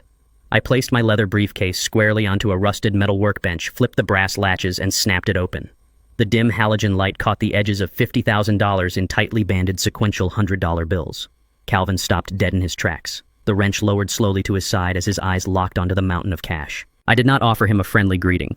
I spoke with the icy mechanical precision of an executioner. I informed him that I possessed the original invoice he issued to DeAndre Cole, dated 3 days prior to my eldest son's fatal machinery accident. I pulled a thick legal dossier from my coat pocket, drafted earlier that afternoon by my attorney Mitchell Thorne, and dropped it right next to the money. I explained that the dossier contained a fully prepared federal indictment for conspiracy to commit insurance fraud accessory to manslaughter and interstate wire fraud. I told Calvin he had exactly two choices tonight. He could take the $50,000 in untraceable cash, completely tax-free, and tell me exactly what service he provided for my youngest son. Or I could walk out of his garage, make one phone call to the federal prosecutor's office, and have an armed tactical team raid this chop shop before midnight. I promised him they would dismantle his entire illicit operation, seize every stolen part on this lot, and lock him in a federal penitentiary for the remainder of his natural life. Calvin stared at the cash, then at the thick legal documents, his chest heaving under his filthy coveralls. He was a petty criminal entirely unequipped to face the crushing weight of a multimillionaire's wrath. I stepped closer, invading his space entirely. I demanded to know exactly what DeAndre paid him to do to Aaron's tractor. I promised him that if he lied to me, I would make sure he never saw the outside of a prison cell again. The mechanic's tough exterior completely shattered. He dropped the heavy wrench onto the concrete floor with a loud metallic clang. His hands began to tremble violently as he reached out, hovering over the banded stacks of cash without actually touching them. He swallowed hard, his eyes darting frantically toward the dark edges of the garage as if expecting DeAndre to emerge from the shadows and silence him. Calvin took a deep, rattling breath and began to confess. The words spilled out of his mouth in a frantic, desperate rush. He told me DeAndre had approached him late one night with $10,000 in cash and a highly specific, horrific request. DeAndre needed a mechanical failure that would pass a standard insurance investigation without triggering any red flags from the local county sheriff or the state authorities. Calvin wiped a bead of sweat from his forehead, avoiding my gaze entirely. He explained the mechanics of the murder with a chilling technical detachment. He told me he sneaked onto Aaron's farm under the cover of darkness while my son was asleep in his bed. He did not simply cut the hydraulic brake lines on the heavy tractor. A clean cut would immediately suggest foul play to any competent insurance adjuster. Instead, Calvin used a specialized corrosive acid and a metal file to deeply score the primary brake cables, intentionally compromising their structural integrity. He engineered the damage to look exactly like severe long-term wear and tear caused by the harsh rural elements. The brake lines were designed to hold just long enough for Aaron to start the heavy machinery and drive it out into the fields. The catastrophic failure was mathematically calculated to occur the exact moment Aaron applied intense pressure to the brakes while navigating the steep, dangerous incline of the lower 50 acres. The sheer premeditated malice of the act struck me with the force of a freight train. DeAndre had not simply lashed out in a moment of passion. He had carefully researched the methodology, hired a specialized criminal, and orchestrated a flawlessly timed execution. He had intentionally weaponized his own brother's farm equipment. I stood perfectly still, letting Calvin's confession echo through the damp, freezing garage. I asked Calvin if DeAndre had given a reason for the hit. Calvin shook his head rapidly, swearing he never asked questions when the money was that good. But then he added a detail that solidified my absolute destruction of their lives. Calvin revealed that Megan had driven the getaway car that night. She had waited at the edge of the property line in her old sedan, flashing the headlights twice to signal that the coast was clear after Calvin finished destroying the brakes. The grieving widow was not just a complacent beneficiary. She was an active, willing participant in the brutal assassination of her own husband. I snapped the briefcase shut, pushing it firmly across the workbench toward the trembling mechanic. I ordered Calvin to disappear from this city by morning and never return. I walked out of the garage, stepping back into the freezing winter night. The cold air filled my lungs, but the ice now permanently resided in my soul. I sat in the driver's seat of my truck, gripping the steering wheel until my knuckles turned completely white. This was no longer a simple case of elder abuse or corporate fraud. My youngest son and my daughter-in-law had not just stolen my money and plotted to steal my freedom. They had ruthlessly, systematically murdered my firstborn son in cold blood. The financial ruin I had meticulously planned for them was suddenly vastly insufficient. Stripping them of their stolen wealth and their fake high society status would not balance these scales. I started the engine, shifting the truck into gear. The revenge I required now demanded nothing short of their absolute, permanent destruction. I drove away from the salvage yard with the heater blasting at maximum capacity, but the profound, unnatural chill in my blood remained. The knowledge that my own son and daughter-in-law had meticulously orchestrated Aaron's murder required a complete and devastating tactical pivot. Stripping them of their fraudulent wealth and sending them to a white-collar prison was a penalty designed for simple thieves. Murderers required a far more agonizing descent into hell. I did not want them to simply be arrested in the middle of the night by an unsuspecting federal agent. I wanted them to feel the exact same blinding terror my firstborn son must have felt when he realized his brakes were completely gone on that steep embankment. I needed to isolate them, strip away their arrogant security, and let their own crippling paranoia tear their alliance apart from the inside out. I parked my truck in my driveway, entirely ignoring the fake psychiatric admission papers DeAndre had forced me to sign hours ago. The legal battle was merely a distraction now. My new strategy was pure psychological warfare designed to fracture their fragile minds before the final trap snapped shut. Before I confronted Calvin at the desolate garage, my private investigator had thoroughly swept the scrapyard for any remaining physical evidence. He successfully secured a heavy, rusted piece of braided steel cable retrieved directly from the wreckage of Aaron's destroyed tractor. It was the exact section of the brake line that Calvin had maliciously scored with corrosive acid. I took that rusted steel cable and placed it inside a premium velvet-lined jewelry box. I wrapped the box in elegant crimson paper, choosing the exact same shade as the expensive designer dress Megan wore while drinking champagne in my dead son's living room. I typed a single unsigned sentence on a crisp white card using a sterile typewriter. The note simply read, "I know exactly what broke." I addressed the package directly to Megan at the farmhouse, paying a private courier in untraceable cash to deliver it right to her front door. For DeAndre, I prepared a significantly different kind of poison.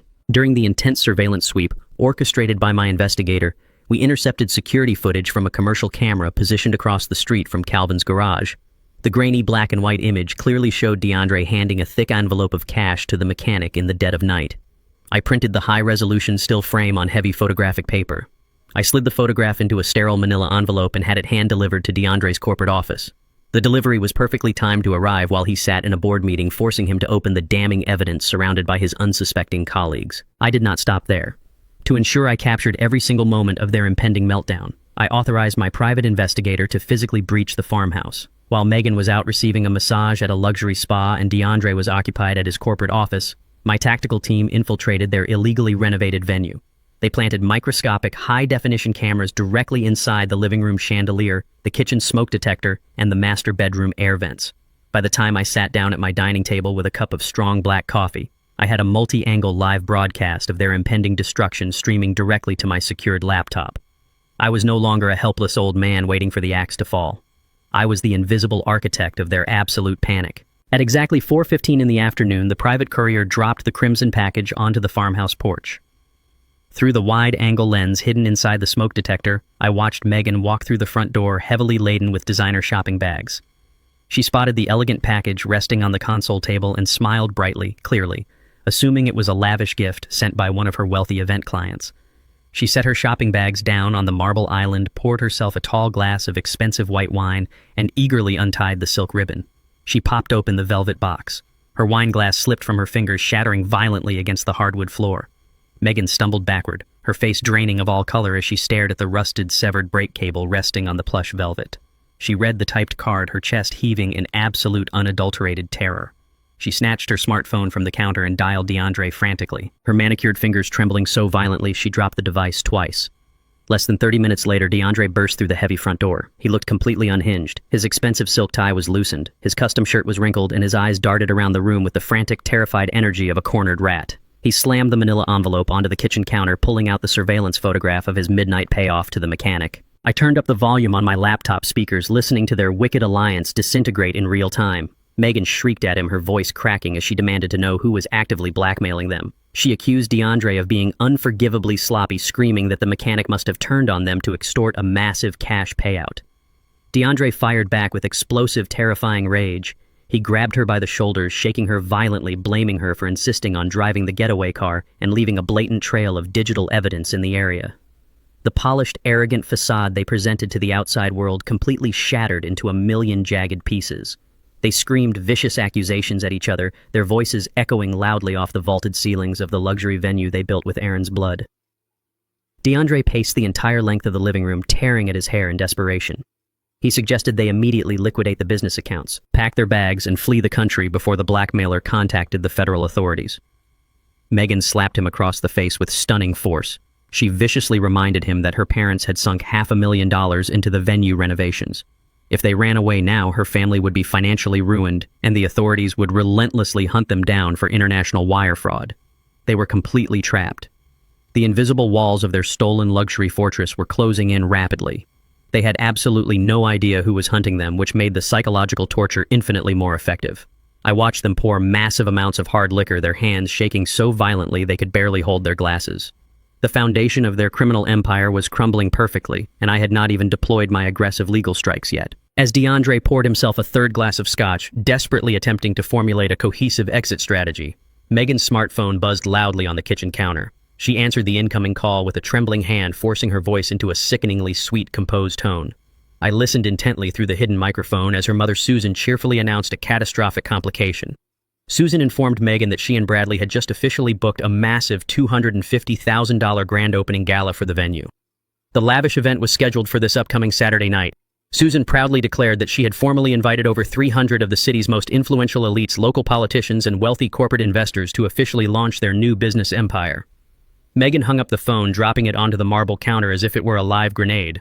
Fleeing the country was no longer a viable option. If they canceled the gala, her parents would demand an immediate aggressive financial audit. DeAndre and Megan were now entirely trapped by their own insatiable greed, forced to stand in front of hundreds of people and maintain a flawless public facade while a faceless predator actively hunted them. The impending grand opening gala was not merely a social obligation. It was a massive legal liability that demanded immediate legitimate municipal clearance. To host 300 wealthy guests and serve high-end alcohol on commercial property, DeAndre and Megan required a specialized county zoning permit. There was a fatal flaw in their meticulously forged empire. The county zoning commission mandated that the primary deed holder physically authorize the commercial variance. Because my ironclad reversionary trust held the master deed, a forged power of attorney would automatically trigger a manual audit by the city planning board. They needed my actual verified signature to clear the bureaucratic roadblock before Saturday night. I monitored their frantic realization through the hidden cameras in their living room. DeAndre paced the floor in a blind panic, screaming at Megan that without the permit, the fire marshal would shut down the gala before the first bottle of champagne was ever popped. The city would seize the property and her wealthy parents would uncover the entire financial fraud immediately. Their backs were firmly against the wall. They had absolutely no choice but to confront me directly and extract my signature by any means necessary. Less than an hour later, the heavy tires of Megan's $90,000 luxury vehicle crushed the frozen gravel of my driveway. They did not bother knocking. DeAndre unlocked my front door using his spare key and marched directly into my living room with Megan trailing closely behind him. The masks of the grieving widow and the supportive son were completely gone. They looked ragged, exhausted, and incredibly dangerous. DeAndre held a thick manila folder in his hands. He slammed it down onto my coffee table with aggressive force, demanding my immediate attention. He did not offer fake pleasantries or attempt to manipulate my emotions. He went straight to overt extortion. He told me that my stubbornness was severely endangering the family's financial future. He pointed a trembling finger at my chest, explicitly threatening to call the medical transport van right now to forcibly drag me into the lockdown psychiatric ward he had previously selected. He reminded me of the blank admission papers I had signed at the restaurant, entirely unaware that the vanishing ink had already erased my signature. He gave me a final ultimatum. I could sign the zoning permit to save the farm, or I could spend the rest of my natural life heavily medicated in a windowless room. I shrank back into my armchair, perfectly executing the posture of a terrified, broken old man. I let my hands shake violently, pulling my knitted cardigan tighter around my chest. I whimpered softly, begging him not to send me away to the facility. I told them I was just confused by all the legal paperwork and the sudden changes to Aaron's property. Megan sneered, calling me a pathetic burden and ordering me to pick up the pen.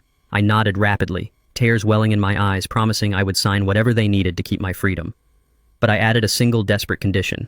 I wept that my old friend and attorney, Mitchell Thorne, needed to look over the paperwork just to ensure I was not accidentally signing away my meager pension. I sobbed that it would only take 10 minutes and then they could have exactly what they wanted. DeAndre scoffed loudly at my request. He arrogantly considered my lawyer to be a harmless, irrelevant inconvenience. Desperate to finalize the permit before the municipal offices closed for the weekend, and supremely confident in his absolute dominance over me, DeAndre agreed to the minor detour. He grabbed my arm roughly, hoisting me up from the armchair, and physically dragged me out of my own house toward his idling vehicle.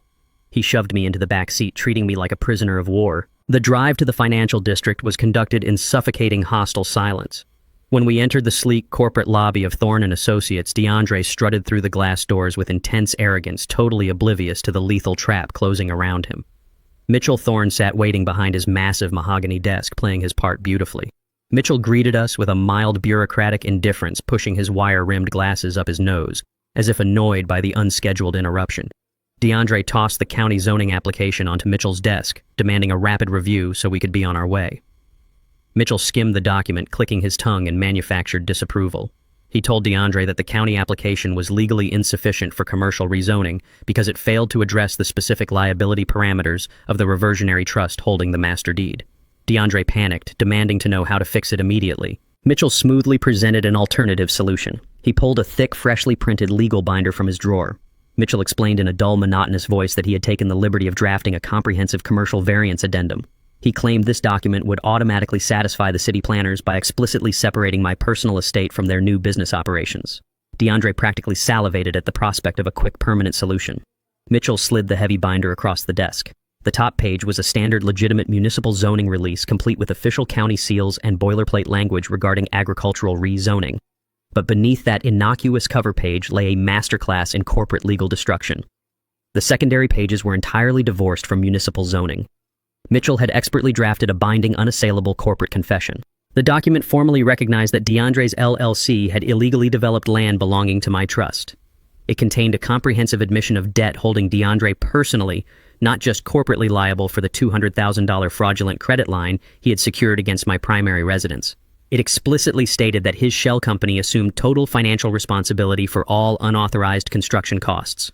Furthermore, it included an ironclad waiver of all liability against my trust, legally indemnifying me from any future lawsuits filed by their wealthy, defrauded investors. Mitchell had engineered a document that effectively transformed DeAndre from a shielded corporate officer into an exposed, fully liable criminal holding an explosive financial grenade. Mitchell casually handed DeAndre a pen, advising him that as the primary operating officer of the venue, he needed to co-sign the variance alongside me to legally bind the commercial entity to the new zoning laws. The trap was perfectly laid. A competent businessman would have requested a 24-hour review period and mandated a thorough inspection by outside counsel. But DeAndre was not a competent businessman. He was a desperate, panicked murderer staring down the barrel of a ruined gala and a massive financial audit by his wealthy father-in-law. The crippling paranoia induced by my anonymous extortion package had severely compromised his judgment. He simply wanted the signature, the permit, and the immediate illusion of safety.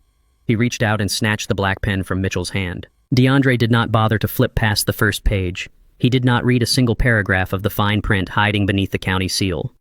Driven by sheer desperation and blinding arrogance, he flipped directly to the final signature page at the back of the heavy binder. He furiously scribbled his name on the dotted line, pressing down so hard the ink bled through the paper. He shoved the binder toward me, barking a harsh command to sign my portion immediately. I picked up the pen and slowly signed my name, executing my role to the very last second. DeAndre snatched the required zoning permit from the top of the stack, turning his back on us and marching out of the office with Megan trailing triumphantly behind him. He had absolutely no idea what he had just done. By blindly signing his name to Mitchell's devastating addendum, my youngest son had willingly surrendered every ounce of his legal protection. He had just personally ensured his own total, inescapable ruin. The final nail was officially in the coffin. The execution was now guaranteed. Saturday evening arrived with a bitter, biting chill. But the sprawling grounds of Aaron's farm were ablaze with a sickening display of stolen luxury. I parked my rental vehicle a quarter-mile down the county road and walked the remaining distance to avoid immediate detection. The newly paved gravel driveway was lined with imported sports cars and stretched limousines. Valets in crisp white jackets hurried back and forth, entirely unaware they were operating on stolen land. The massive barn I had built with my dead son was transformed into a glowing fortress of high society excess.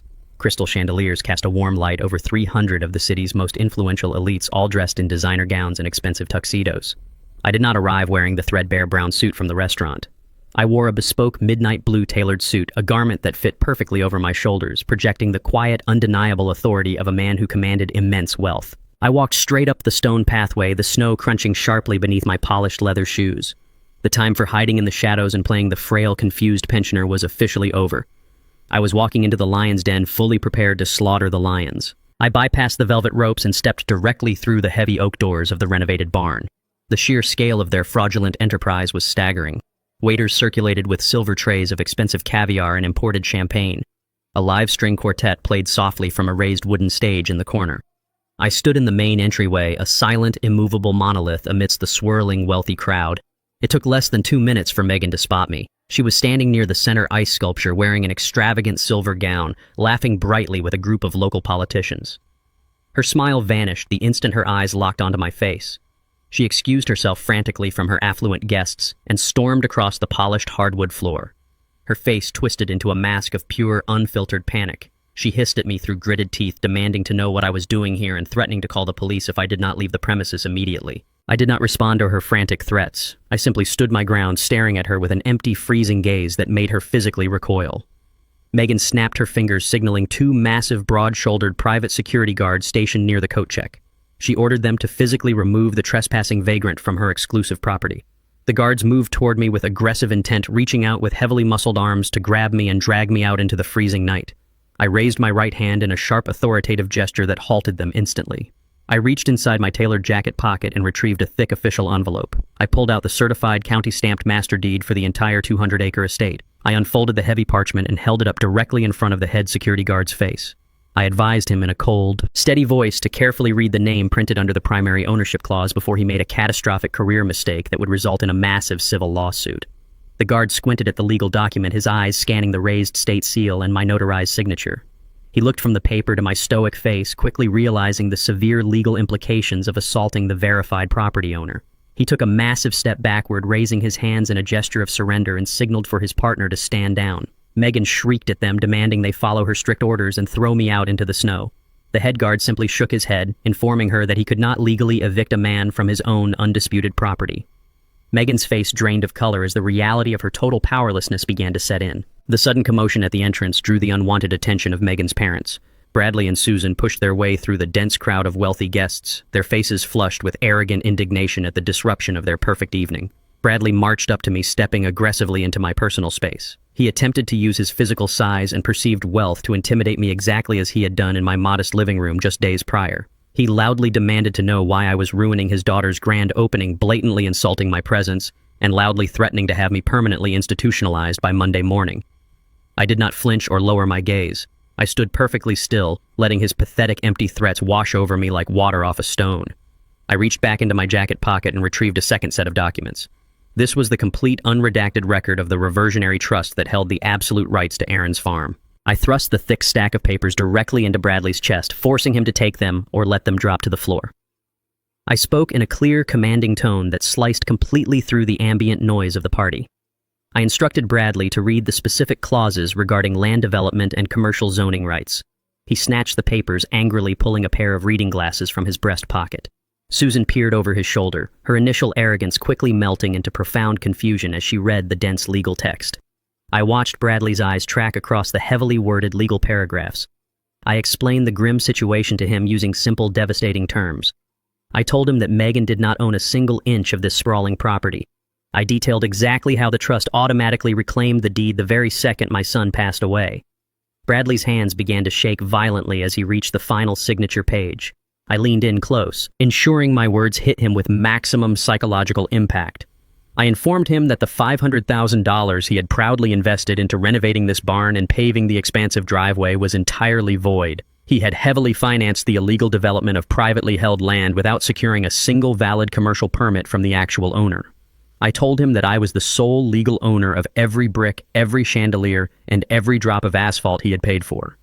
The crushing weight of a $500,000 total loss hit Bradley simultaneously with the horrifying realization that his own daughter had aggressively defrauded him. He looked at Megan with an expression of sheer horror and mounting fury. Susan let out a sharp gasp, covering her mouth with her trembling hand as she took a large step away from her daughter. The absolute financial destruction of their family hierarchy was happening right in front of my eyes. Megan scrambled wildly to salvage the rapidly disintegrating situation before the surrounding crowd fully grasped the scandal. She stepped directly between me and her furious father, raising her voice in a desperate attempt to regain absolute control of the narrative. She arrogantly declared that my property deed was completely irrelevant to her highly successful commercial business operations. She claimed her lucrative event venue was heavily shielded by a robust, ironclad, limited liability company structure. She sneered loudly that corporate protection laws would entirely insulate her personal wealth and her parents' massive investments from any ridiculous, unfounded lawsuits I attempted to file in county court. I offered her a slow, terrifying smile that completely silenced her arrogant rant. I informed Megan that corporate shields only protect legitimate, legally compliant commercial enterprises. I leaned forward, letting my voice ring out with crystal clarity across the silent room. I revealed that her precious LLC was collateralized using a massive credit line secured by a blatantly forged signature on my primary residence. I explained that she had not built a protected corporate entity, but a fraudulent syndicate guilty of federal bank fraud. Megan's jaw dropped as the reality of federal prison materialized before her eyes. I did not stay to listen to her frantic, stammering denials. I turned my back on her entirely and walked with deliberate purpose toward the raised wooden stage at the far end of the barn. The string quartet stopped playing abruptly as I climbed the short flight of stairs. The musicians scrambled out of their velvet chairs, clutching their instruments in confusion as I stepped directly into the center of the spotlight. I reached out and seized the heavy chrome microphone from its stand. The sudden screech of audio feedback pierced the air, slicing through the ambient chatter and clinking glasses. 300 of the wealthiest, most influential individuals in the county fell into an immediate, breathless silence. Every single pair of eyes in the lavishly decorated room locked onto my midnight blue suit. I tapped the microphone twice, the heavy thuds echoing like gunshots off the vaulted wooden ceilings. I looked out over the sea of designer gowns and tailored tuxedos, finding DeAndre standing frozen near the bar. I brought the microphone directly up to my lips, fully ready to burn his stolen empire to ashes. I welcomed the affluent crowd to what I officially dubbed the Aaron Cole Memorial Fundraiser. My voice was calm, resonant, and projected with absolute authority. I signaled my attorney, Mitchell Thorne, who was standing quietly in the shadows near the audio-visual control booth. Mitchell pressed a single button on his encrypted laptop. The massive high-definition digital projector screens flanking the main stage instantly flickered to life. The soothing images of rustic farm landscapes vanished, replaced by stark black and white financial documents. A collective gasp rippled through the packed venue as the attendees looked up at the undeniable proof of gross financial fraud. I walked from one side of the stage to the other, making direct eye contact with the local politicians and elite corporate investors who had blindly funded this criminal enterprise. I directed their attention to the screens, walking them through the anatomy of my youngest son's betrayal dollar by stolen dollar. I displayed the forged $200,000 credit line application, highlighting the blatantly falsified signatures and the corrupt notary seals. I moved seamlessly to the bank statements detailing the $2,500 monthly transfers I had sacrificed from my retirement fund. I exposed how that survival money meant for a supposedly bankrupt and grieving widow was aggressively rerouted to purchase imported Italian leather boots, expensive champagne, and a $90,000 luxury vehicle. I did not raise my voice or shout in anger. I delivered the entire presentation with the lethal clinical detachment of a ruthless corporate auditor dismantling a bankrupt firm. I pointed out the exact routing numbers where their own massive investments were currently intermingled with stolen, heavily laundered funds. I informed the wealthy guests that by purchasing tickets and providing capital to this specific venue, they had unwittingly entangled themselves in a massive federal racketeering investigation. Panic began to rapidly spread through the dense party crowd like a virulent, unstoppable disease. Elite socialites whispered frantically to their spouses, while corporate investors hastily pulled out their smartphones to dial their private wealth managers. Bradley and Susan stood frozen near the ice sculpture, visibly trembling, as they realized their reputations and their entire financial portfolios were permanently stained by their daughter's unmitigated, sickening greed. I presented the final document on the massive screens. It was the commercial variance addendum that DeAndre had blindly signed in Mitchell's office just yesterday. I read the liability waiver aloud, ensuring every single person in the room clearly understood that DeAndre Cole had personally assumed total unshielded financial responsibility for the complete collapse of this entire fraudulent business. I paused, letting the crushing reality of his absolute, inescapable ruin finally settle over the silent, horrified audience. DeAndre snapped. The meticulously crafted facade of the successful, wealthy entrepreneur evaporated in a single volatile instant. I watched from my elevated position on the stage as his eyes turned dark and wild, completely consumed by the sudden realization that his entire life had just been systematically dismantled in front of the city elite. He let out a visceral roar of pure rage that echoed horribly throughout the cavernous barn. He shoved his way blindly through the crowd of terrified guests, knocking aside a heavy silver tray of champagne glasses that shattered violently across the hardwood floor. He sprinted directly toward the stage, his fists clenched, his face contorted into a mask of lethal fury. He intended to physically destroy me for stripping away his stolen empire. He failed to reach the first step. From the dark perimeter of the venue, a highly coordinated team of undercover law enforcement officers sprang into immediate action. Mitchell Thorne had not just arrived with a flash drive containing financial documents. He had quietly escorted the county sheriff and a specialized fraud task force through the rear service entrance moments before I took the microphone.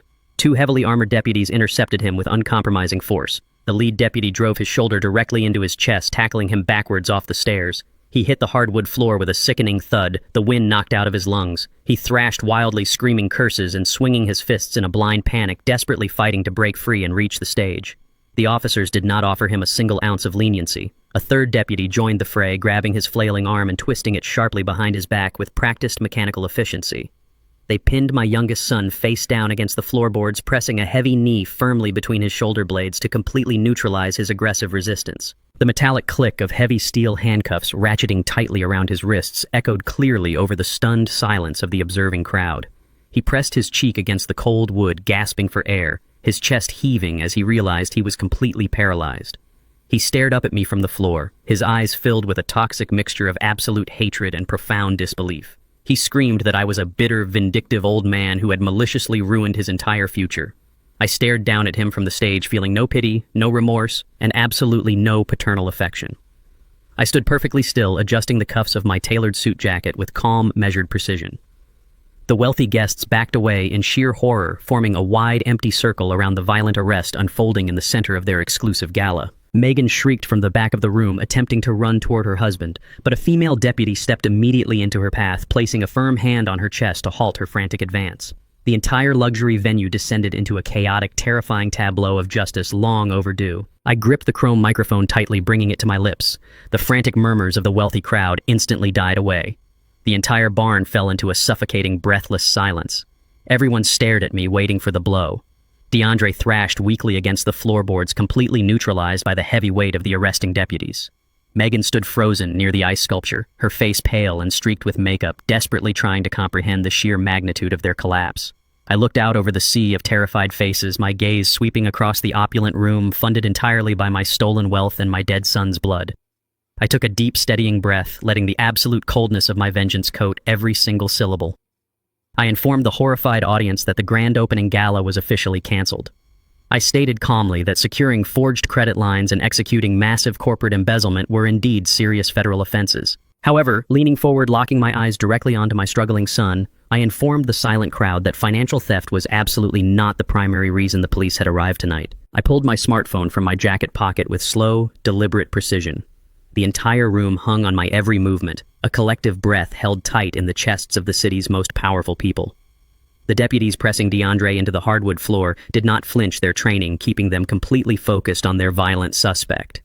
I swiped the screen, unlocking the device, and opened the audio file I had secured from Calvin Miller's desolate garage. I did not need to ask Mitchell for assistance this time. The venue's state-of-the-art high-fidelity sound system, paid for entirely by my stolen pension, and Bradley's fraudulent investment, was already synchronized to my device. I tapped the play button. The mechanic's rough, terrified voice boomed through the massive barn, echoing off the vaulted ceilings with crystal clarity. The audio quality was flawless. Calvin's confession poured out, detailing exactly how DeAndre approached him in the dead of night with $10,000 in cash. The crowd listened in frozen horror as the mechanic explained the precise, premeditated method used to sever the brake lines on Aaron's tractor using corrosive acid to mimic natural wear and tear. But the true devastation occurred when the audio revealed the final lethal detail. Calvin's voice cracked over the speakers as he confessed that Megan had driven the getaway car waiting at the edge of the property line to flash her headlights, actively signaling that the coast was clear after the sabotage was complete. The reaction was instantaneous and absolute. The illusion of the high society gala shattered completely, replaced by blind, primal panic. Wealthy socialites shrieked, covering their mouths in sheer terror. Corporate investors shoved past each other, abandoning their expensive champagne glasses, desperate to evacuate a building that had just morphed from a luxury venue into an active murder scene. It was a stampede of the elite, their manicured facades entirely destroyed by proximity to raw, brutal violence. Megan stood completely paralyzed in the center of the dance floor, her silver designer gown looking like a cheap costume under the harsh security lights. She turned frantically toward her parents, her hands outstretched in a desperate plea for protection. Bradley and Susan did not run toward their daughter. They physically recoiled from her. The horrifying realization that their own child was an active participant in a premeditated assassination overrode any shred of parental instinct. Bradley grabbed his wife's arm, pulling her backward, intentionally putting distance between themselves and the woman who had just publicly ruined their lives. They abandoned her on the dance floor without a single word, prioritizing their own legal survival over their daughter's total collapse. As the affluent guests scrambled toward the main exits, they were met by a solid wall of flashing red and blue lights. Mitchell Thorne had coordinated perfectly with the state police. A dozen heavily armed state troopers poured through the massive oak doors, completely securing the perimeter. No one was leaving this property without presenting formal identification and giving a preliminary statement. The venue was instantly locked down. The sound of the approaching sirens finally broke DeAndre, pinned to the floorboards by the arresting deputies. The crushing weight of a first-degree murder charge completely dismantled his arrogant defiance. He thrashed wildly, screaming at the top of his lungs, his voice raw and frantic. He shrieked that the murder was entirely Megan's idea. He bellowed that she had orchestrated the entire plot, claiming she was desperate to escape Aaron and cash out the life insurance. He begged the deputies to listen, throwing his own wife directly to the wolves in a pathetic attempt to secure a plea deal. Megan, witnessing her parents' abandonment and hearing her husband's vicious betrayal, snapped. She lunged forward, her face contorted in absolute rage, screaming that DeAndre was a liar. She shrieked that he had executed the sabotage alone, claiming he was insanely jealous of Aaron's farm and desperate for the construction capital. She sobbed violently, pointing a trembling finger at the man pinned to the floor, actively confessing to her role as an accessory just to ensure he suffered the maximum penalty. Their alliance, built entirely on blood and greed, disintegrated into a repulsive display of mutual destruction. They tore each other apart in front of the state police, providing the district attorney with multiple unprompted verbal confessions. The commanding officer of the state troopers stepped forward, silencing their frantic screaming with a single sharp command. Two female officers flanked Megan, grabbing her arms firmly. The heavy metallic click of steel handcuffs echoed simultaneously from the center of the dance floor and the foot of the stage. The ultimate betrayal was finalized in cold steel. I stood perfectly still, watching as the cold mechanical process of the justice system officially swallowed them whole. The heavy wooden doors of the barn were pushed wide open, letting the bitter winter wind sweep across the polished dance floor. Megan and DeAndre were hauled out of the glowing venue, their expensive clothes offering absolutely no protection against the freezing elements.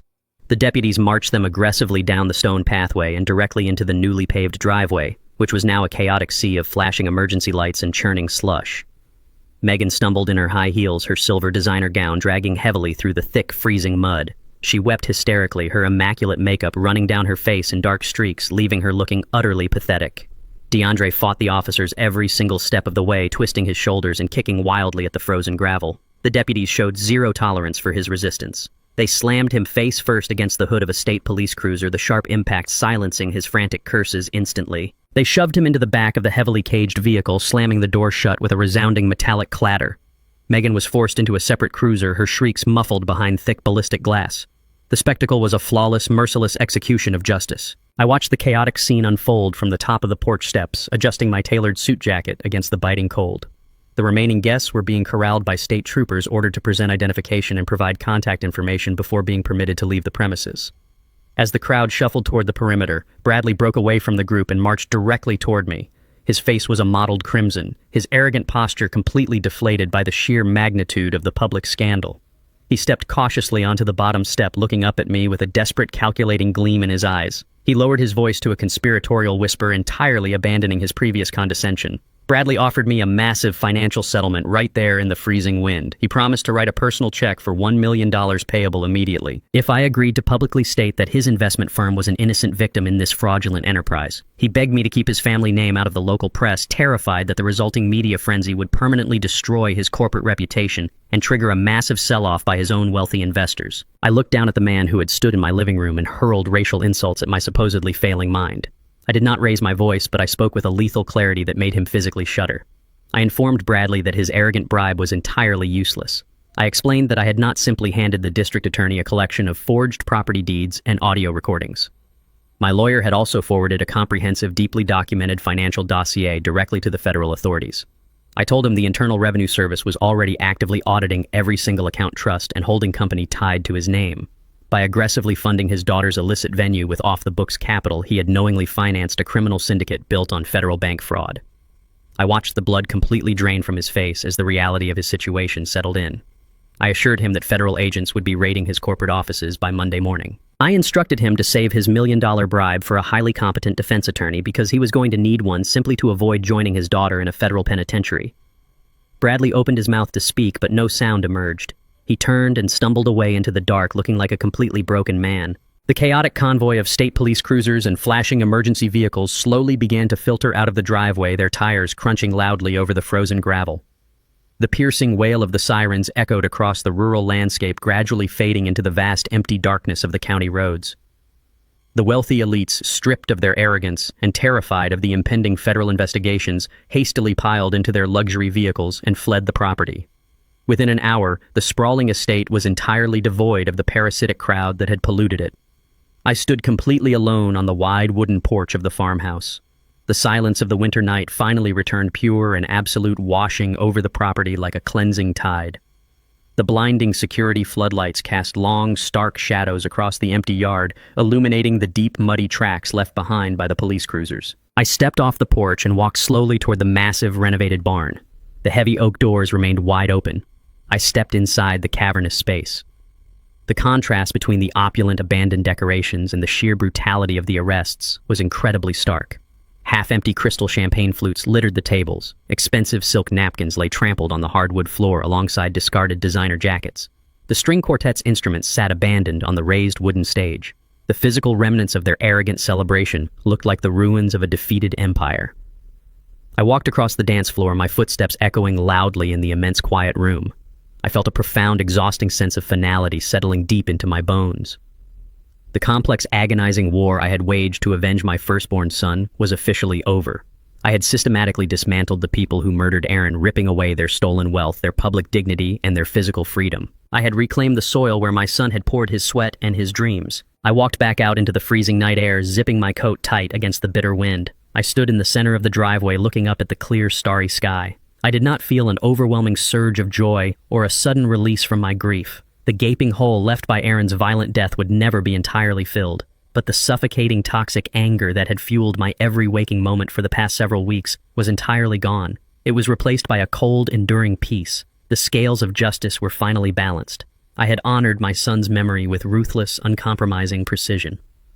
I took a deep breath, letting the freezing air fill my lungs, ready to begin the long, quiet process of rebuilding my own life. I turned to face the main farmhouse, observing the sleek modern paneling that hid the honest rustic bones of Aaron's original construction. I knew exactly what my next steps would be. I would hire a trusted crew to strip away every single trace of their vile influence.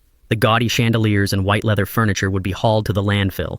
I would restore this property to the simple working farm it was always meant to be. The land belonged to Aaron, and I would ensure it reflected his spirit, not their greed. The crunch of heavy footsteps approaching from the driveway broke my quiet contemplation. Mitchell Thorne walked toward me, his breath pluming in the cold air. His usual stoic expression was replaced by a look of grim, focused intensity. He held a crumpled, heavy stock document in his gloved hand. He stopped a few feet away, handing me the paper without a single word of preface. He explained that the state troopers had conducted a preliminary mandated inventory search of DeAndre's luxury vehicle before authorizing the impound tow. They found this specific file hidden beneath the spare tire in the trunk. I took the document, holding it up to the harsh glare of the security floodlights. The heavy black text at the top of the page spelled out a premium high payout life insurance policy.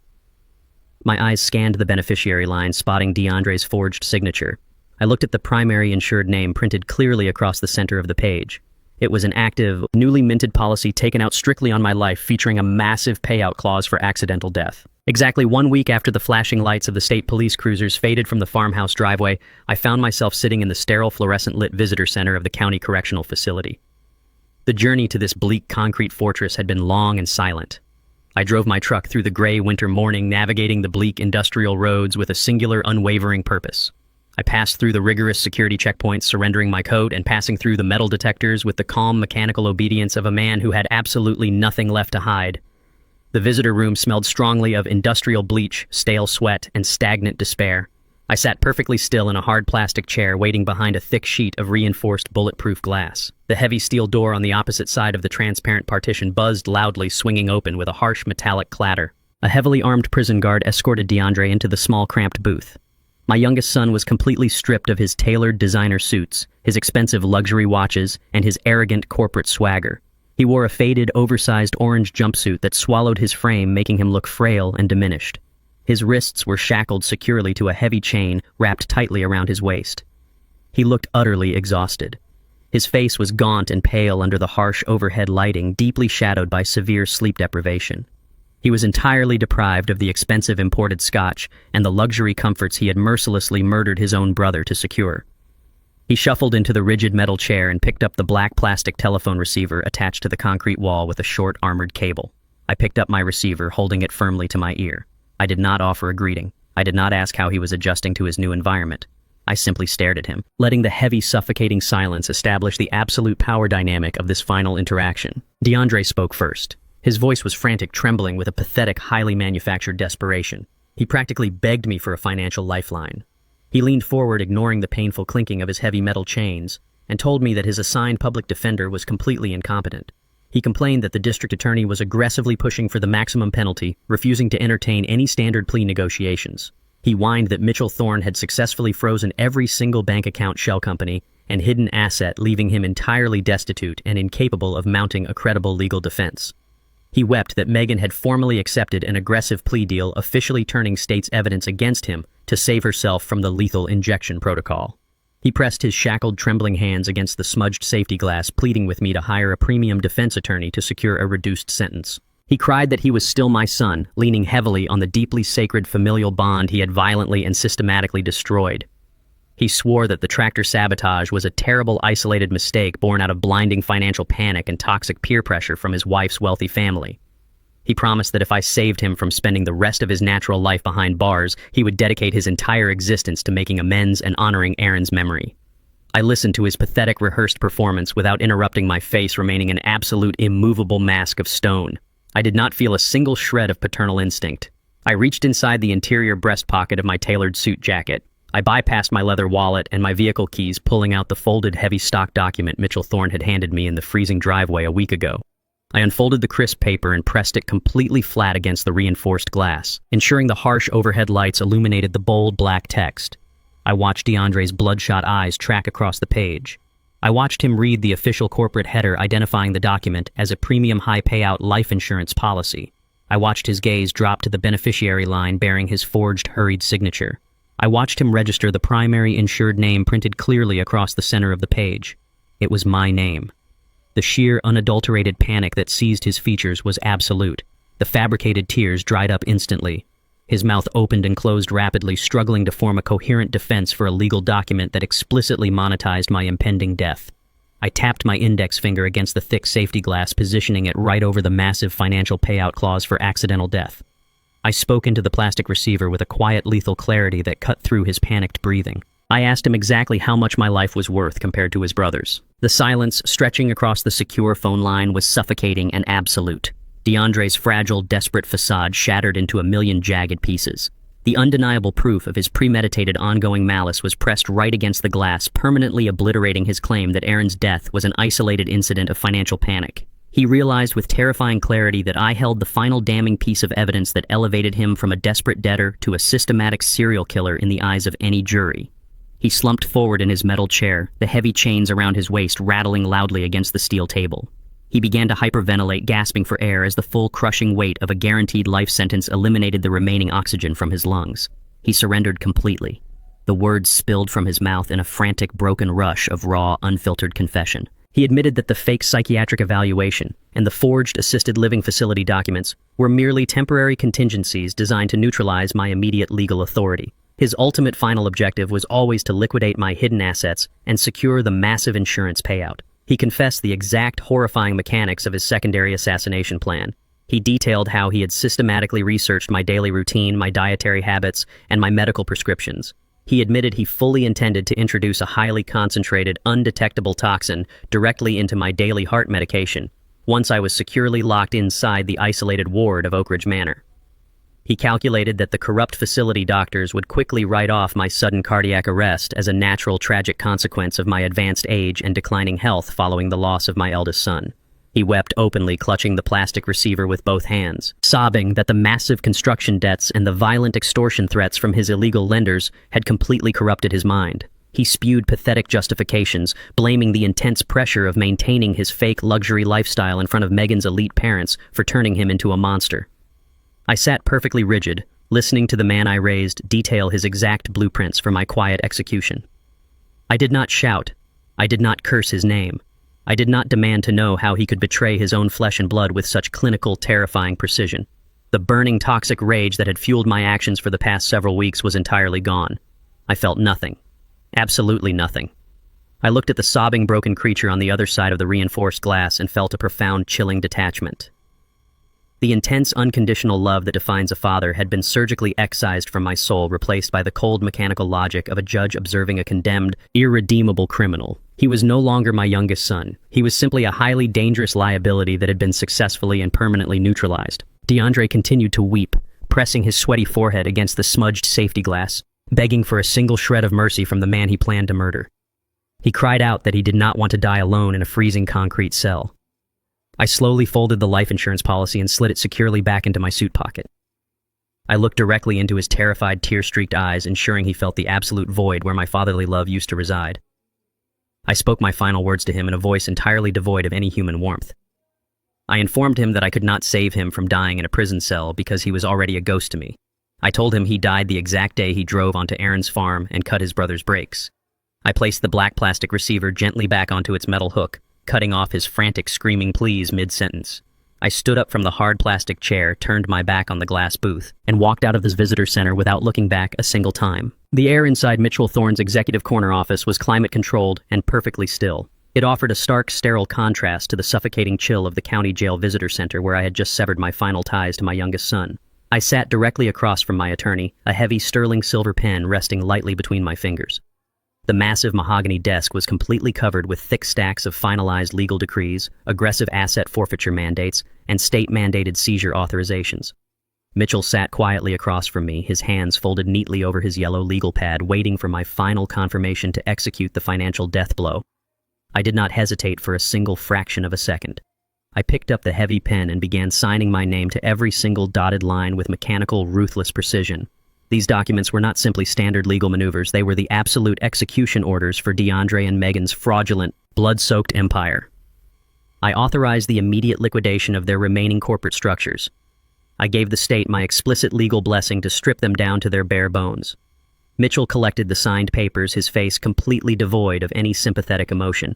He stamped each document with his official notary seal, officially initiating the total systematic erasure of their stolen wealth. The machinery of the justice system moved with a terrifying, unrelenting speed once the federal indictments were officially secured and my authorizations were filed.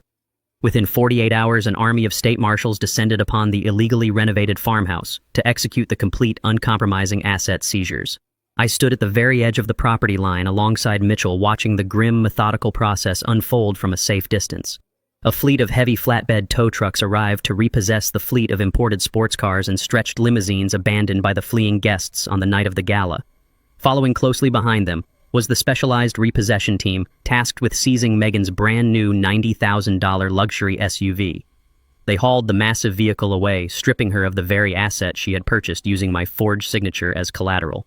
The marshals then moved inside the main house, conducting a thorough, humiliating inventory of their personal belongings. Every single piece of white leather furniture, every modern art canvas, and every imported crystal chandelier was cataloged, tagged, and loaded into massive commercial moving trucks to be auctioned off by the state. They seized Megan's extensive collection of designer dresses, her heavy diamond jewelry, and the imported Italian leather boots she had prioritized over her dead husband's memory. The state liquidators showed absolutely no mercy, stripping the house entirely bare until it was nothing more than a hollow, echoing shell.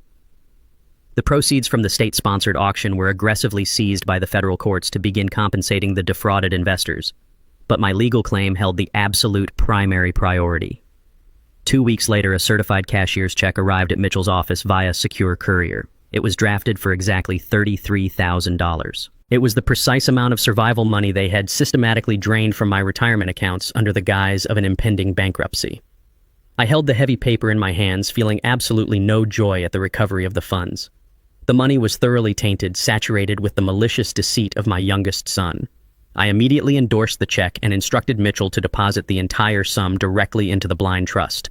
I refused to spend a single penny of their blood money on my personal life. The financial slate was finally wiped completely clean. Megan and DeAndre were left with absolutely nothing. Their illicit bank accounts were seized, their shell companies were permanently dissolved, and their personal credit was annihilated. They would face their murder trials as destitute, bankrupt public defenders' clients, completely stripped of the arrogant wealth they had killed to obtain. Reclaiming the stolen funds and securing their life sentences was only the legal conclusion to this war. The physical desecration of my firstborn son's land still required an immediate, violent correction. I could not simply sell the farm to a stranger, nor could I allow the opulent, grotesque renovations to remain standing as a permanent monument to their unchecked greed. I needed to purge the property of their toxic influence entirely. I hired an aggressive commercial demolition crew, paying them a massive premium in certified funds to prioritize the job and bypass any standard municipal delays. I arrived at the farm early on a freezing Tuesday morning, parking my truck near the exact same tree line where I had first discovered their vile betrayal weeks ago. I stood on the frozen mud-slicked grass, zipping my heavy wool coat tightly against the biting winter wind. A convoy of massive yellow bulldozers and heavy industrial excavators rolled onto the newly paved driveway, their massive diesel engines roaring like hungry beasts. I gave the chief foreman a single sharp nod of authorization. The destruction began immediately. The heavy steel treads of the bulldozers crushed the expensive asphalt driveway, tearing the sleek pavement into jagged, useless chunks of debris. The excavators moved deliberately toward the massive renovated barn that had hosted their sickening high society gala. The heavy mechanical claws smashed directly through the pristine glass doors, tearing down the reinforced walls with brutal, uncompromising force. The horrific sound of splintering wood and collapsing steel echoed sharply across the empty rural landscape. I stood perfectly still, watching the giant metal machines tear down the luxury catering pavilions, the custom-built outdoor terraces, and the expensive cedar decking. They ripped the gaudy modern paneling off the main farmhouse, aggressively exposing the sturdy, honest wooden bones that Aaron and I had built together so many years ago. The freezing air quickly filled with a thick, choking cloud of pulverized drywall and splintered timber. The demolition crew showed absolutely no hesitation, violently reducing the million-dollar fraudulent venue to a massive, chaotic pile of ruined materials. I felt a profound, heavy satisfaction watching their stolen empire physically crumble into the frozen earth. Every single swing of the excavator claw erased a piece of their arrogant legacy. The venue they had built on my dead son's blood was systematically returned to the dirt. I remained standing in the freezing yard for hours, refusing to seek shelter in the heated cab of my truck. I wanted to bear witness to the complete eradication of their existence on this land. The sun began to set, casting long, dark shadows over the total wreckage as the roaring diesel engines finally cut off. The heavy demolition crew packed up their massive equipment and drove their flatbed trucks off the ruined property, leaving me entirely alone in the sudden ringing silence of the winter evening. I walked slowly through the massive piles of shattered lumber, crushed drywall, and twisted metal, my heavy boots crunching loudly over the destroyed remnants of their luxury venue. The harsh security floodlights had been completely severed from the power grid, leaving only the pale, cold moonlight to illuminate the vast devastation. As I navigated the chaotic debris near the collapsed front porch of the farmhouse, the reinforced steel toe of my boot struck something solid buried beneath a thick layer of pulverized plaster. I knelt down directly into the freezing mud and used my gloved hands to clear away the heavy chunks of ruined building materials. My breath hitched sharply in my throat as I slowly uncovered the buried object. It was a heavy rectangular slab of solid oak. Deeply etched into the scarred wood, coated in white dust but perfectly intact, was the original hand-carved sign Aaron had meticulously crafted for the farm. 6 months had passed since the flashing lights of the state police cruisers had finally faded from the county road. The biting, bitter winter had surrendered to a remarkably warm and vibrant spring. I stood at the crest of the small grassy hill overlooking the town cemetery, holding a simple bouquet of fresh white lilies. The morning sun was bright and unyielding, casting a warm, golden light over the rows of quiet headstones. I walked slowly toward the familiar granite marker bearing Aaron's name. I did not walk with the heavy, shuffling gait I had used to deceive my enemies. I walked with my back perfectly straight, my shoulders squared, and my head held high. The crushing, suffocating weight of my profound grief had not entirely vanished, but it was no longer a toxic anchor dragging me into the dirt. It had transformed into a quiet, enduring strength. I knelt down and placed the lilies gently at the base of the headstone, brushing away a few stray blades of grass. I took a deep breath, letting the fresh, clean air fill my lungs, and began to speak to my eldest son. I did not weep. I delivered a comprehensive, meticulous report of the absolute justice I had secured in his name. I informed Aaron that the legal slaughter was officially complete. The district attorney had presented a case so devastatingly airtight that neither DeAndre nor Megan even attempted to mount a defense in open court. Faced with a mountain of irrefutable evidence, including the mechanic's audio confession and the extensive paper trail of their federal wire fraud, their high-priced lawyers advised them to surrender immediately. They both formally accepted aggressive plea deals to avoid the absolute certainty of the death penalty. They were currently serving consecutive sentences of 25 years to life in maximum security federal penitentiaries, completely segregated and permanently stripped of their stolen luxury. I told Aaron that their alliance had fractured completely. They spent their final moments of freedom aggressively trying to incriminate each other, securing their mutual destruction. I then delivered the financial aftermath regarding Megan's arrogant family. Bradley and Susan, who had stood in my living room and insulted my intelligence, were entirely ruined. The Internal Revenue Service, armed with the dossier Mitchell Thorne had provided, launched a relentless scorched earth audit of their entire corporate portfolio. By funding an illicit off-the-books enterprise with heavily laundered capital, Bradley had triggered massive federal racketeering charges. His investment firm was completely liquidated, his assets were aggressively seized by the state, and his pristine social reputation was permanently annihilated. He was currently awaiting his own federal trial as a destitute, publicly disgraced pariah. The people who had viewed my family as disposable stepping stones had been utterly crushed under the weight of their own insatiable greed. The scales were finally balanced. I placed my hand flat against the cool granite of the headstone, offering my son a final, silent promise. I told Aaron that his murderers were buried alive behind concrete walls and they would never breathe free air again. With the legal warfare completely finalized, I turned my attention back to the 200 acres of prime agricultural land I had reclaimed. Following the demolition of their fraudulent luxury venue, I received a barrage of highly lucrative offers from commercial real estate developers. They wanted to purchase the cleared property to build sprawling suburban subdivisions and strip malls. Mitchell Thorne advised me that selling the land would yield a massive immediate cash injection into my trust. I rejected every single offer without a moment of hesitation. I did not spend months orchestrating the absolute destruction of my youngest son just to hand Aaron's sanctuary over to another corporate entity. I had a vastly different vision for the future of that soil. I authorized Mitchell to unlock a significant portion of the capital hidden within my commercial irrigation patents. I did not simply rebuild the modest farmhouse. I launched a massive comprehensive agricultural initiative. I funded the construction of 3 state-of-the-art climate-controlled hydroponic greenhouses. I hired a team of dedicated agricultural experts and established a fully accredited nonprofit educational foundation in Aaron's name. We officially transformed the property into a functioning immersive agricultural center dedicated exclusively to inner-city youth.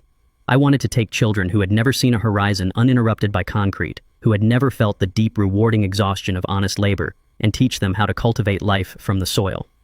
Aaron had loved this land because it represented genuine, tangible creation. He believed that anyone could grow if given the right environment and the proper care. I dedicated my vast, previously hidden wealth to ensuring his philosophy became a permanent, thriving reality. The farm was no longer a silent monument to his murder. It was a loud, vibrant engine of opportunity. I oversaw the entire project, personally trading my tailored suits for heavy denim work shirts and steel-toed boots. I spent my days walking the property lines, coordinating with the contractors, and watching the new structures rise from the exact same footprint where the fraudulent luxury barn had once stood. I watched the first group of teenagers arrive on a bright yellow school bus, their eyes wide with uncertainty, as they stepped onto the sprawling green fields. Within a month, those same children were laughing, their hands covered in rich, dark soil as they harvested their very first crop of heirloom tomatoes. I watched them experience the exact same profound connection to the earth that had defined Aaron's life. Every single time a child smiled or held up a piece of fruit they had grown themselves, I felt a vital piece of my fractured soul quietly click back into place.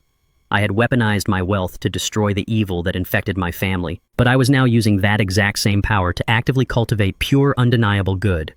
I had transformed a killing field into a sanctuary of growth. The land was finally healed. The sun began its slow descent, painting the expansive rural sky in brilliant, fiery strokes of orange and deep purple. I sat comfortably on the wide wooden porch of the newly rebuilt farmhouse, the heavy oak chair creaking softly beneath my weight. A warm mug of black coffee rested in my hands, the rising steam carrying the rich, comforting scent into the cool evening air. On the small wooden table beside me sat a single, neatly folded piece of paper. It was the latest electricity bill for the Aaron Cole Agricultural Center. The balance was substantial, reflecting the massive power required to run the hydroponic greenhouses and the educational facilities. I did not feel a single ounce of dread looking at that number. I had already authorized the payment in full. It was no longer a phantom bill funding a fraudulent, blood-soaked empire. It was the honest cost of keeping my son's true legacy brightly illuminated. Another profound lesson learned is that blood relations do not automatically grant a lifelong license for exploitation. We often blind ourselves to the toxic behaviors of our family members, mistakenly believing that enduring their abuse is a noble form of unconditional love. However, true strength lies in recognizing when a relationship has mutated into a parasitic transaction. Setting absolute boundaries is never an act of cruelty. It is the ultimate act of saving your own life. Please share your personal stories about cutting ties with toxic relatives in the comments section below and subscribe to my channel for more content.